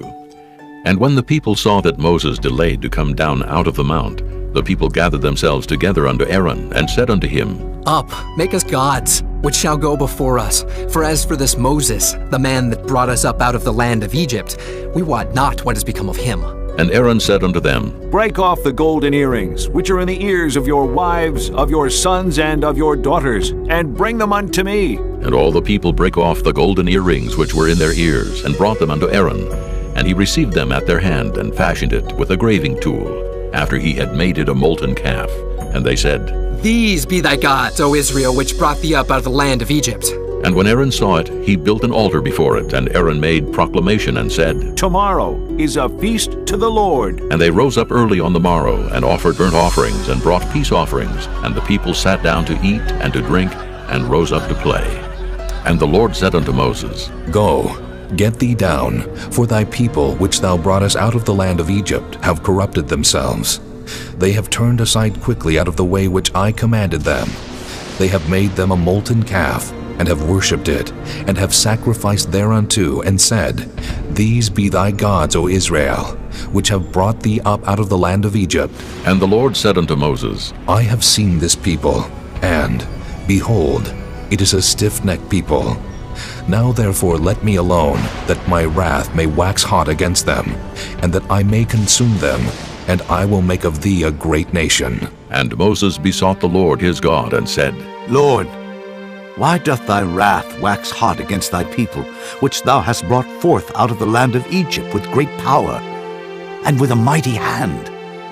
Wherefore should the Egyptians speak, and say, For mischief did he bring them out to slay them in the mountains, and to consume them from the face of the earth? Turn from thy fierce wrath, and repent of this evil against thy people.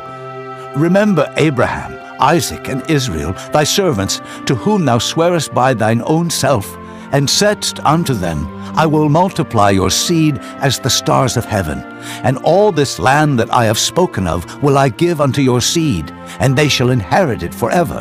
And the Lord repented of the evil which he thought to do unto his people. And Moses turned, and went down from the mount, and the 2 tables of the testimony were in his hand.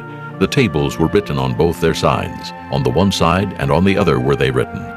And the tables were the work of God, and the writing was the writing of God, graven upon the tables.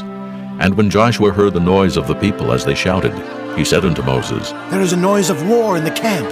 And he said, It is not the voice of them that shout for mastery, neither is it the voice of them that cry for being overcome, but the noise of them that sing do I hear. And it came to pass, as soon as he came nigh unto the camp, that he saw the calf and the dancing. And Moses' anger waxed hot, and he cast the tables out of his hands, and brake them beneath the mount. And he took the calf which they had made, and burnt it in the fire, and ground it to powder, and strawed it upon the water, and made the children of Israel drink of it. And Moses said unto Aaron, What did this people unto thee, that thou hast brought so great a sin upon them? And Aaron said, Let not the anger of my Lord wax hot. Thou knowest the people, that they are set on mischief. For they said unto me, Make us gods which shall go before us. For as for this Moses, the man that brought us up out of the land of Egypt, we wot not what is become of him. And I said unto them, Whosoever hath any gold, let them break it off. So they gave it me. Then I cast it into the fire, and there came out this calf. And when Moses saw that the people were naked, for Aaron had made them naked unto their shame among their enemies, then Moses stood in the gate of the camp, and said, Who is on the Lord's side? Let him come unto me. And all the sons of Levi gathered themselves together unto him. And he said unto them, Thus saith the Lord God of Israel, Put every man his sword by his side, and go in and out from gate to gate throughout the camp, and slay every man his brother, and every man his companion, and every man his neighbor. And the children of Levi did according to the word of Moses. And there fell of the people that day about 3,000 men. For Moses had said, Consecrate yourselves today to the Lord, even every man upon his son, and upon his brother, that he may bestow upon you a blessing this day. And it came to pass on the morrow, that Moses said unto the people, Ye have sinned a great sin. And now I will go up unto the Lord. Peradventure I shall make an atonement for your sin. And Moses returned unto the Lord, and said, Oh, this people have sinned a great sin, and have made them gods of gold. Yet now, if thou wilt forgive their sin, and if not, blot me, I pray thee, out of thy book which thou hast written. And the Lord said unto Moses, Whosoever hath sinned against me, him will I blot out of my book. Therefore now go, lead the people unto the place of which I have spoken unto thee. Behold, mine angel shall go before thee. Nevertheless, in the day when I visit, I will visit their sin upon them. And the Lord plagued the people, because they made the calf which Aaron made. Chapter 33. And the Lord said unto Moses, Depart, and go up hence, thou and the people which thou hast brought up out of the land of Egypt, unto the land which I swear unto Abraham, to Isaac, and to Jacob, saying, Unto thy seed will I give it. And I will send an angel before thee, and I will drive out the Canaanite, the Amorite, and the Hittite, and the Perizzite, the Hivite, and the Jebusite, unto a land flowing with milk and honey.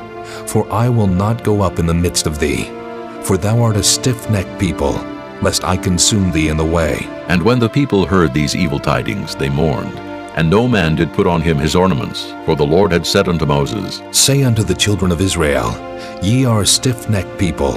I will come up into the midst of thee in a moment, and consume thee. Therefore now put off thy ornaments from thee, that I may know what to do unto thee. And the children of Israel stripped themselves of their ornaments by the Mount Horeb. And Moses took the tabernacle, and pitched it without the camp, afar off from the camp, and called it the tabernacle of the congregation. And it came to pass that every one which sought the Lord went out unto the tabernacle of the congregation, which was without the camp. And it came to pass, when Moses went out unto the tabernacle, that all the people rose up, and stood every man at his tent door, and looked after Moses until he was gone into the tabernacle. And it came to pass, as Moses entered into the tabernacle, the cloudy pillar descended, and stood at the door of the tabernacle, and the Lord talked with Moses. And all the people saw the cloudy pillar stand at the tabernacle door, and all the people rose up and worshipped, every man in his tent door. And the Lord spake unto Moses face to face, as a man speaketh unto his friend. And he turned again into the camp. But his servant Joshua the son of Nun, a young man, departed not out of the tabernacle. And Moses said unto the Lord, See, thou sayest unto me, Bring up this people. And thou hast not let me know whom thou wilt send with me. Yet thou hast said, I know thee by name, and thou hast also found grace in my sight. Now, therefore, I pray thee, if I have found grace in thy sight, show me now thy way, that I may know thee, that I may find grace in thy sight, and consider that this nation is thy people. And he said, My presence shall go with thee, and I will give thee rest. And he said unto him, If thy presence go not with me, carry us not up hence. For wherein shall it be known here that I and thy people have found grace in thy sight? Is it not in that thou goest with us? So shall we be separated, I and thy people, from all the people that are upon the face of the earth. And the Lord said unto Moses, I will do this thing also that thou hast spoken, for thou hast found grace in my sight, and I know thee by name. And he said, I beseech thee, show me thy glory. And he said, I will make all my goodness pass before thee, and I will proclaim the name of the Lord before thee, and will be gracious to whom I will be gracious, and will show mercy on whom I will show mercy. And he said, Thou canst not see my face, for there shall no man see me and live. And the Lord said, Behold, there is a place by me, and thou shalt stand upon a rock. And it shall come to pass, while my glory passeth by, that I will put thee in a cleft of the rock, and will cover thee with my hand while I pass by. And I will take away mine hand, and thou shalt see my back parts, but my face shall not be seen. This concludes disc number 5. Chapter 34. And the Lord said unto Moses, Hew thee 2 tables of stone like unto the first, and I will write upon these tables the words that were in the first tables which thou breakest. And be ready in the morning, and come up in the morning unto Mount Sinai, and present thyself there to me in the top of the mount.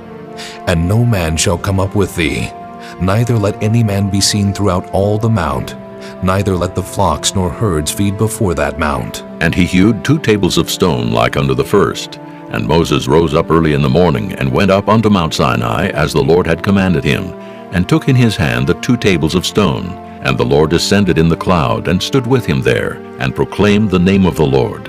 And the Lord passed by before him, and proclaimed, The Lord God, merciful and gracious, long-suffering and abundant in goodness and truth, keeping mercy for thousands, forgiving iniquity and transgression and sin, and that will by no means clear the guilty, visiting the iniquity of the fathers upon the children, and upon the children's children, unto the 3rd and to the 4th generation. And Moses made haste, and bowed his head toward the earth, and worshipped. And he said, If now I have found grace in thy sight, O Lord, let my Lord, I pray thee, go among us, for it is a stiff-necked people. And pardon our iniquity and our sin, and take us for thine inheritance. And he said, Behold, I make a covenant. Before all thy people I will do marvels, such as have not been done in all the earth, nor in any nation. And all the people among which thou art shall see the work of the Lord, for it is a terrible thing that I will do with thee. Observe thou that which I command thee this day. Behold, I drive out before thee the Amorite, and the Canaanite, and the Hittite, and the Perizzite, and the Hivite, and the Jebusite. Take heed to thyself, lest thou make a covenant with the inhabitants of the land whither thou goest, lest it be for a snare in the midst of thee. But ye shall destroy their altars, break their images, and cut down their groves. For thou shalt worship no other God, for the Lord, whose name is jealous, is a jealous God, lest thou make a covenant with the inhabitants of the land, and they go a-whoring after their gods, and do sacrifice unto their gods, and one call thee, and thou eat of his sacrifice. And thou take of their daughters unto thy sons, and their daughters go a-whoring after their gods, and make thy sons go a-whoring after their gods. Thou shalt make thee no molten gods. The feast of unleavened bread shalt thou keep. 7 days thou shalt eat unleavened bread, as I commanded thee in the time of the month Abib. For in the month Abib thou camest out from Egypt.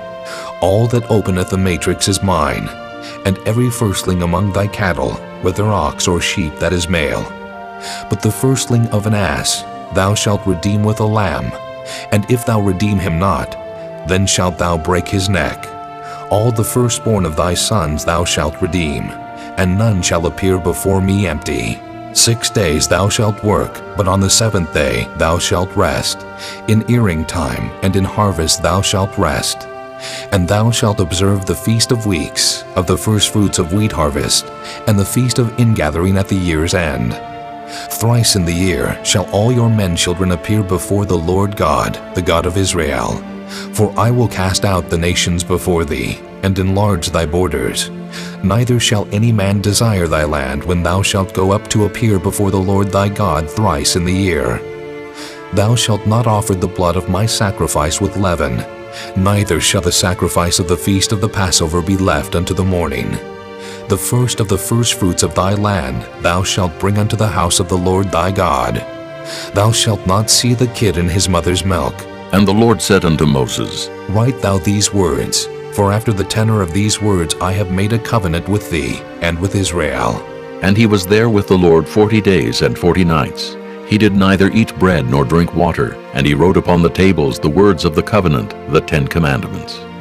And it came to pass, when Moses came down from Mount Sinai with the 2 tables of testimony in Moses' hand, when he came down from the mount, that Moses wist not that the skin of his face shone while he talked with him.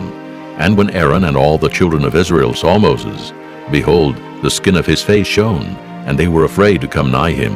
And Moses called unto them, and Aaron and all the rulers of the congregation returned unto him, and Moses talked with them.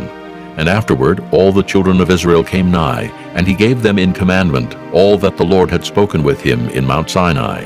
Until Moses had done speaking with them, he put a veil on his face. But when Moses went in before the Lord to speak with him, he took the veil off until he came out. And he came out and spake unto the children of Israel that which he was commanded. And the children of Israel saw the face of Moses, that the skin of Moses' face shone. And Moses put the veil upon his face again, until he went in to speak with him. Chapter 35. And Moses gathered all the congregation of the children of Israel together, and said unto them, These are the words which the Lord hath commanded, that ye should do them. 6 days shall work be done, but on the 7th day there shall be to you an holy day, a Sabbath of rest to the Lord. Whosoever doeth work therein shall be put to death. Ye shall kindle no fire throughout your habitations upon the Sabbath day. And Moses spake unto all the congregation of the children of Israel, saying, This is the thing which the Lord commanded, saying, Take ye from among you an offering unto the Lord. Whosoever is of a willing heart, let him bring it, an offering of the Lord, gold and silver and brass and blue and purple and scarlet and fine linen and goat's hair and ram's skins dyed red and badger's skins and shittim wood and oil for the light and spices for anointing oil and for the sweet incense and onyx stones and stones to be set for the ephod and for the breastplate. And every wise-hearted among you shall come and make all that the Lord hath commanded: the tabernacle, his tent and his covering, his tacks and his boards, his bars, his pillars and his sockets, the ark and the staves thereof, with the mercy seat and the veil of the covering, the table and his staves and all his vessels, and the showbread, the candlestick also for the light, and his furniture, and his lamps with the oil for the light, and the incense altar, and his staves, and the anointing oil, and the sweet incense, and the hanging for the door at the entering in of the tabernacle, the altar of burnt offering, with his brazen grate, his staves, and all his vessels, the laver and his foot, the hangings of the court, his pillars and their sockets, and the hanging for the door of the court, the pins of the tabernacle, and the pins of the court, and their cords, the cloths of service, to do service in the holy place, the holy garments for Aaron the priest, and the garments of his sons, to minister in the priest's office. And all the congregation of the children of Israel departed from the presence of Moses, and they came, every one whose heart stirred him up, and every one whom his spirit made willing, and they brought the Lord's offering to the work of the tabernacle of the congregation, and for all his service, and for the holy garments. And they came, both men and women, as many as were willing-hearted, and brought bracelets and earrings and rings and tablets, all jewels of gold. And every man that offered an offering of gold unto the Lord. And every man with whom was found blue and purple and scarlet and fine linen and goat's hair and red skins of rams and badger skins brought them. Every one that did offer an offering of silver and brass brought the Lord's offering, and every man with whom was found shittim wood for any work of the service brought it. And all the women that were wise-hearted did spin with their hands, and brought that which they had spun, both of blue and of purple and of scarlet, and of fine linen. And all the women whose hearts stirred them up in wisdom spun goat's hair. And the rulers brought onyx stones, and stones to be set for the ephod and for the breastplate, and spice and oil for the light, and for the anointing oil, and for the sweet incense. The children of Israel brought a willing offering unto the Lord, every man and woman whose heart made them willing to bring for all manner of work, which the Lord had commanded to be made by the hand of Moses. And Moses said unto the children of Israel, See, the Lord hath called by name Bezaleel, the son of Uri, the son of Hur, of the tribe of Judah. And he hath filled him with the Spirit of God, in wisdom, in understanding, and in knowledge, and in all manner of workmanship, and to devise curious works, to work in gold, and in silver, and in brass, and in the cutting of stones, to set them, and in carving of wood, to make any manner of cunning work. And he hath put in his heart that he may teach both he and Aholiab, the son of Ahisamach, of the tribe of Dan. Them hath he filled with wisdom of heart, to work all manner of work, of the engraver, and of the cunning workman, and of the embroiderer, in blue and in purple, in scarlet and in fine linen, and of the weaver, even of them that do any work, and of those that devise cunning work. Chapter 36. Then wrought Bezaleel and Aholiab, and every wise-hearted man in whom the Lord put wisdom and understanding, to know how to work all manner of work for the service of the sanctuary, according to all that the Lord had commanded. And Moses called Bezaleel and Aholiab, and every wise-hearted man, in whose heart the Lord had put wisdom, even every one whose heart stirred him up to come unto the work to do it. And they received of Moses all the offering which the children of Israel had brought for the work of the service of the sanctuary, to make it withal. And they brought yet unto him free offerings every morning. And all the wise men that wrought all the work of the sanctuary came every man from his work which they made. And they spake unto Moses, saying, The people bring much more than enough for the service of the work, which the Lord commanded to make. And Moses gave commandment, and they caused it to be proclaimed throughout the camp, saying, Let neither man nor woman make any more work for the offering of the sanctuary. So the people were restrained from bringing, for the stuff they had was sufficient for all the work to make it, and too much. And every wise-hearted man among them that wrought the work of the tabernacle made 10 curtains of fine twined linen, and blue, and purple, and scarlet. With cherubims of cunning work made he them. The length of one curtain was 28 cubits, and the breadth of one curtain 4 cubits. The curtains were all of one size. And he coupled the 5 curtains one unto another, and the other 5 curtains he coupled one unto another.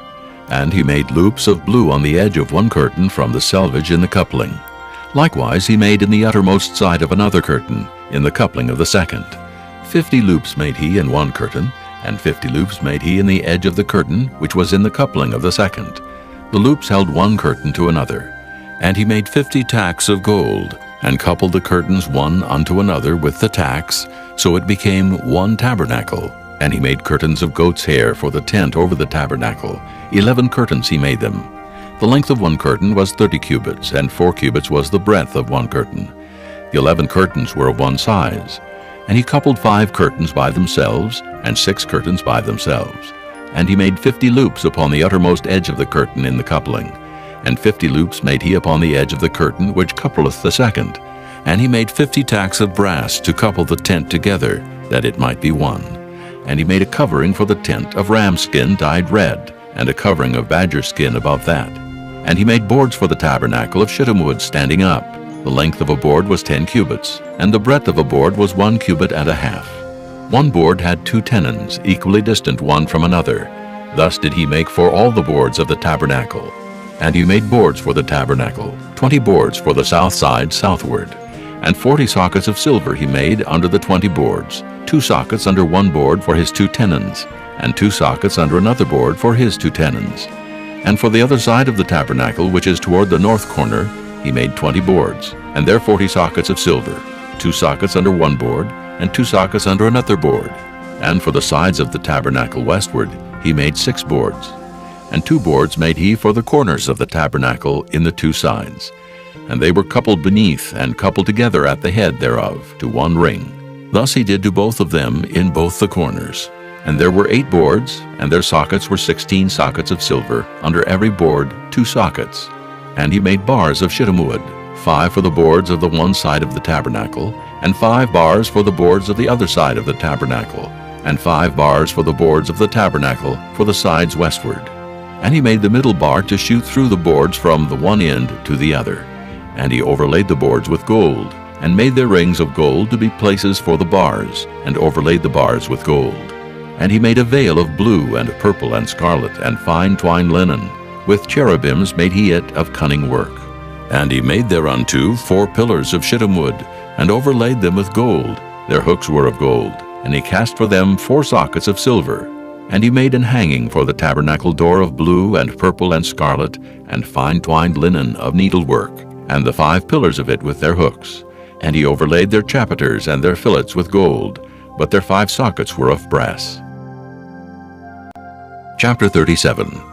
And Bezaleel made the ark of shittim wood. 2 cubits and a half was the length of it, and 1 cubit and a half the breadth of it, and 1 cubit and a half the height of it. And he overlaid it with pure gold within and without, and made a crown of gold to it round about. And he cast for it 4 rings of gold to be set by the 4 corners of it, even 2 rings upon the one side of it, and 2 rings upon the other side of it. And he made staves of shittim wood, and overlaid them with gold. And he put the staves into the rings by the sides of the ark, to bear the ark. And he made the mercy seat of pure gold. 2 cubits and a half was the length thereof, and 1 cubit and a half the breadth thereof.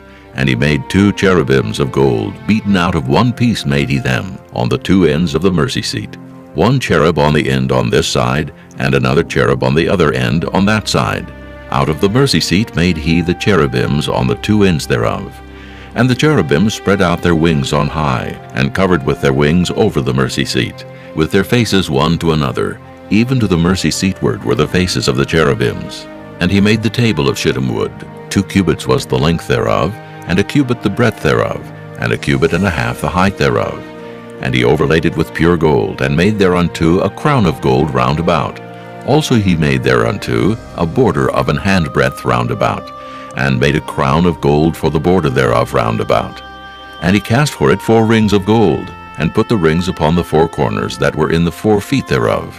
Over against the border were the rings, the places for the staves to bear the table. And he made the staves of shittim wood, and overlaid them with gold to bear the table. And he made the vessels which were upon the table, his dishes and his spoons and his bowls, and his covers to cover withal, of pure gold.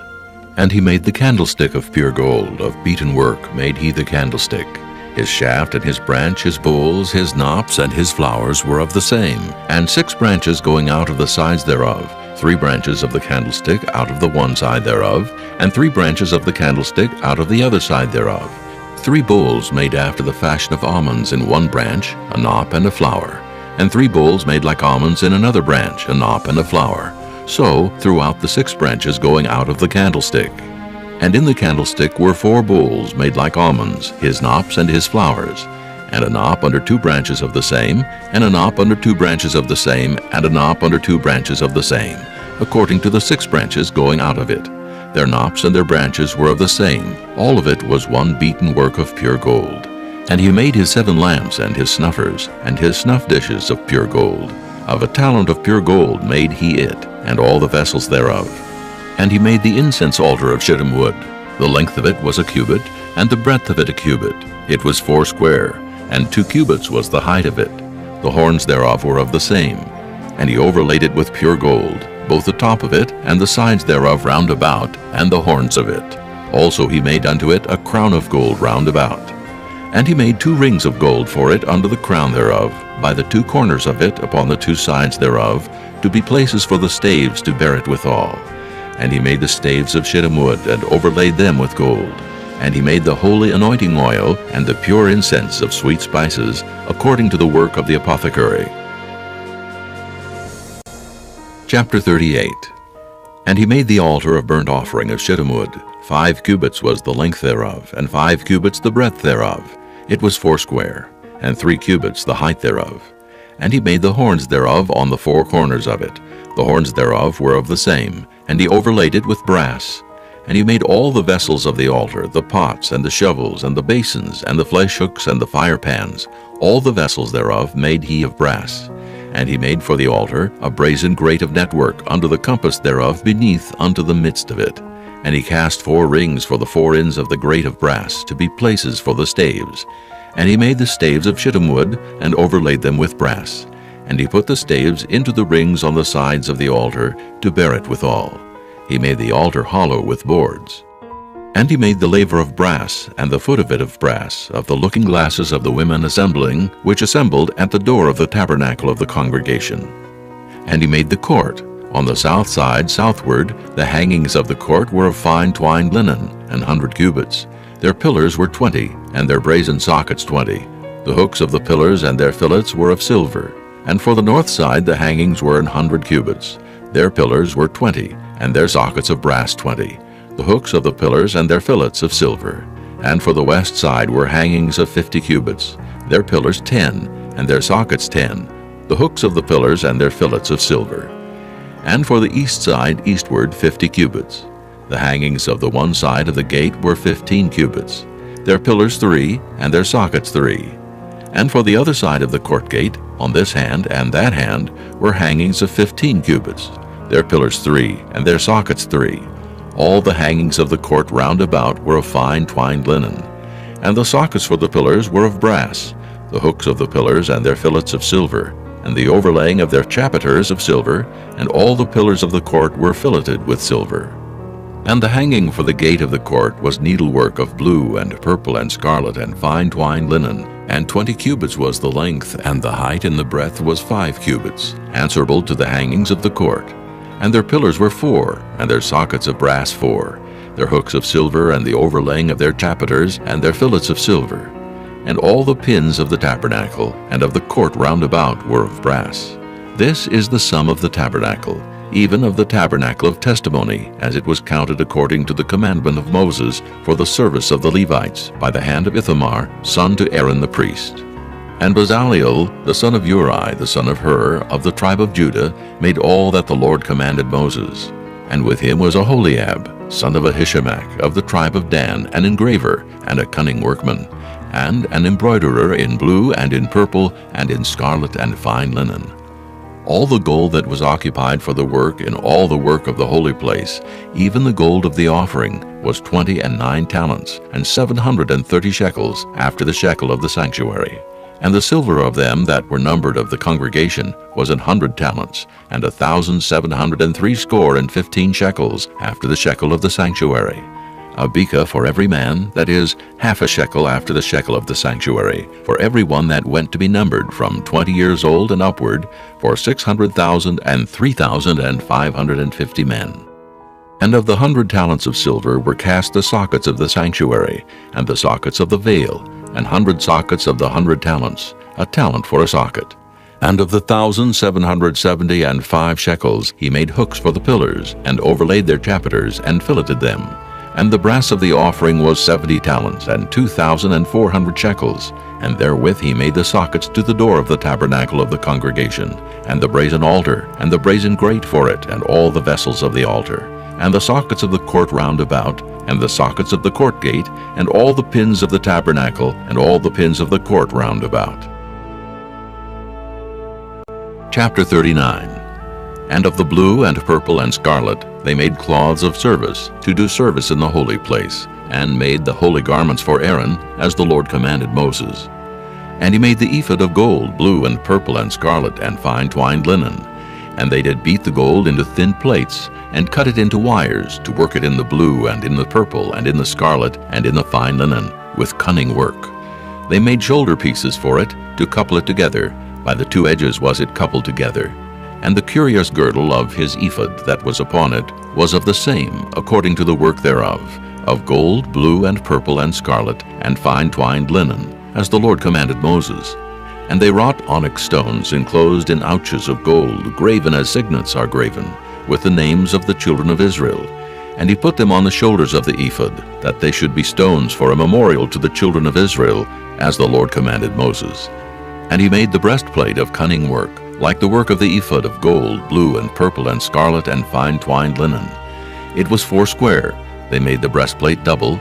A span was the length thereof, and a span the breadth thereof, being doubled. And they set in it 4 rows of stones. The first row was a sardius, a topaz, and a carbuncle. This was the first row. And the second row, an emerald, a sapphire, and a diamond. And the third row, a ligure, an agate, and an amethyst. And the fourth row, a beryl, an onyx, and a jasper. They were enclosed in ouches of gold in their enclosings. And the stones were according to the names of the children of Israel, 12, according to their names, like the engravings of a signet, every one with his name according to the 12 tribes. And they made upon the breastplate chains at the ends of wreathen work of pure gold. And they made 2 ouches of gold, and 2 gold rings, and put the 2 rings in the 2 ends of the breastplate. And they put the 2 wreathen chains of gold in the 2 rings on the ends of the breastplate. And the 2 ends of the 2 wreathen chains they fastened in the 2 ouches, and put them on the shoulder pieces of the ephod before it. And they made 2 rings of gold, and put them on the 2 ends of the breastplate, upon the border of it, which was on the side of the ephod inward.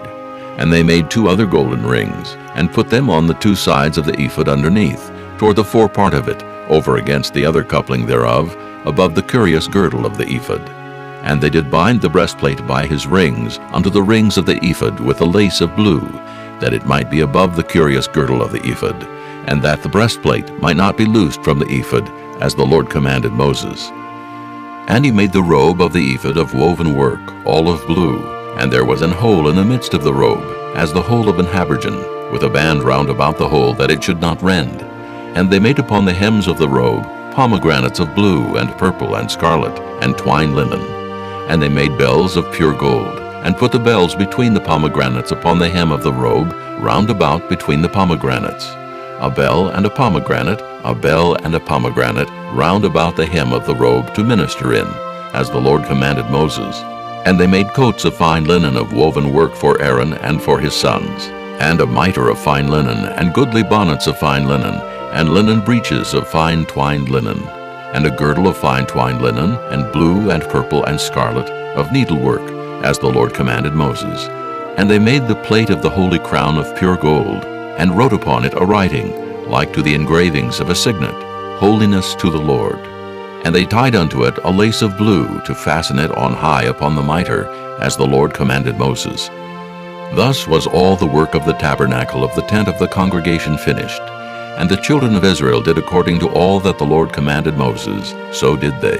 And they brought the tabernacle unto Moses, the tent and all his furniture, his tacks, his boards, his bars, and his pillars, and his sockets, and the covering of ram skins dyed red, and the covering of badger skins, and the veil of the covering, the ark of the testimony, and the staves thereof, and the mercy seat, the table and all the vessels thereof, and the showbread, the pure candlestick with the lamps thereof, even with the lamps to be set in order, and all the vessels thereof, and the oil for light, and the golden altar, and the anointing oil, and the sweet incense, and the hanging for the tabernacle door, the brazen altar, and his grate of brass, his staves, and all his vessels, the laver and his foot, the hangings of the court, his pillars, and his sockets, and the hanging for the court gate, his cords and his pins, and all the vessels of the service of the tabernacle for the tent of the congregation, the cloths of service to do service in the holy place, and the holy garments for Aaron the priest, and his sons' garments, to minister in the priest's office. According to all that the Lord commanded Moses, so the children of Israel made all the work. And Moses did look upon all the work, and behold, they had done it as the Lord had commanded. Even so had they done it, and Moses blessed them. Chapter 40. And the Lord spake unto Moses, saying, On the 1st day of the 1st month shalt thou set up the tabernacle of the tent of the congregation. And thou shalt put therein the ark of the testimony, and cover the ark with the veil. And thou shalt bring in the table, and set in order the things that are to be set in order upon it. And thou shalt bring in the candlestick, and light the lamps thereof. And thou shalt set the altar of gold for the incense before the ark of the testimony, and put the hanging of the door to the tabernacle. And thou shalt set the altar of the burnt offering before the door of the tabernacle of the tent of the congregation. And thou shalt set the laver between the tent of the congregation and the altar, and shalt put water therein. And thou shalt set up the court round about, and hang up the hanging at the court gate. And thou shalt take the anointing oil, and anoint the tabernacle, and all that is therein, and shalt hallow it, and all the vessels thereof, and it shall be holy. And thou shalt anoint the altar of the burnt offering, and all his vessels, and sanctify the altar, and it shall be an altar most holy. And thou shalt anoint the laver and his foot, and sanctify it. And thou shalt bring Aaron and his sons unto the door of the tabernacle of the congregation, and wash them with water. And thou shalt put upon Aaron the holy garments, and anoint him, and sanctify him, that he may minister unto me in the priest's office. And thou shalt bring his sons, and clothe them with coats. And thou shalt anoint them, as thou didst anoint their father, that they may minister unto me in the priest's office. For their anointing shall surely be an everlasting priesthood throughout their generations. Thus did Moses, according to all that the Lord commanded him, so did he. And it came to pass in the first month, in the second year, on the first day of the month, that the tabernacle was reared up. And Moses reared up the tabernacle, and fastened his sockets, and set up the boards thereof, and put in the bars thereof, and reared up his pillars. And he spread abroad the tent over the tabernacle, and put the covering of the tent above upon it, as the Lord commanded Moses. And he took and put the testimony into the ark, and set the staves on the ark, and put the mercy seat above upon the ark. And he brought the ark into the tabernacle, and set up the veil of the covering, and covered the ark of the testimony as the Lord commanded Moses. And he put the table in the tent of the congregation upon the side of the tabernacle northward, without the veil. And he set the bread in order upon it before the Lord, as the Lord had commanded Moses. And he put the candlestick in the tent of the congregation, over against the table, on the side of the tabernacle southward. And he lighted the lamps before the Lord, as the Lord commanded Moses. And he put the golden altar in the tent of the congregation before the veil, and he burnt sweet incense thereon, as the Lord commanded Moses.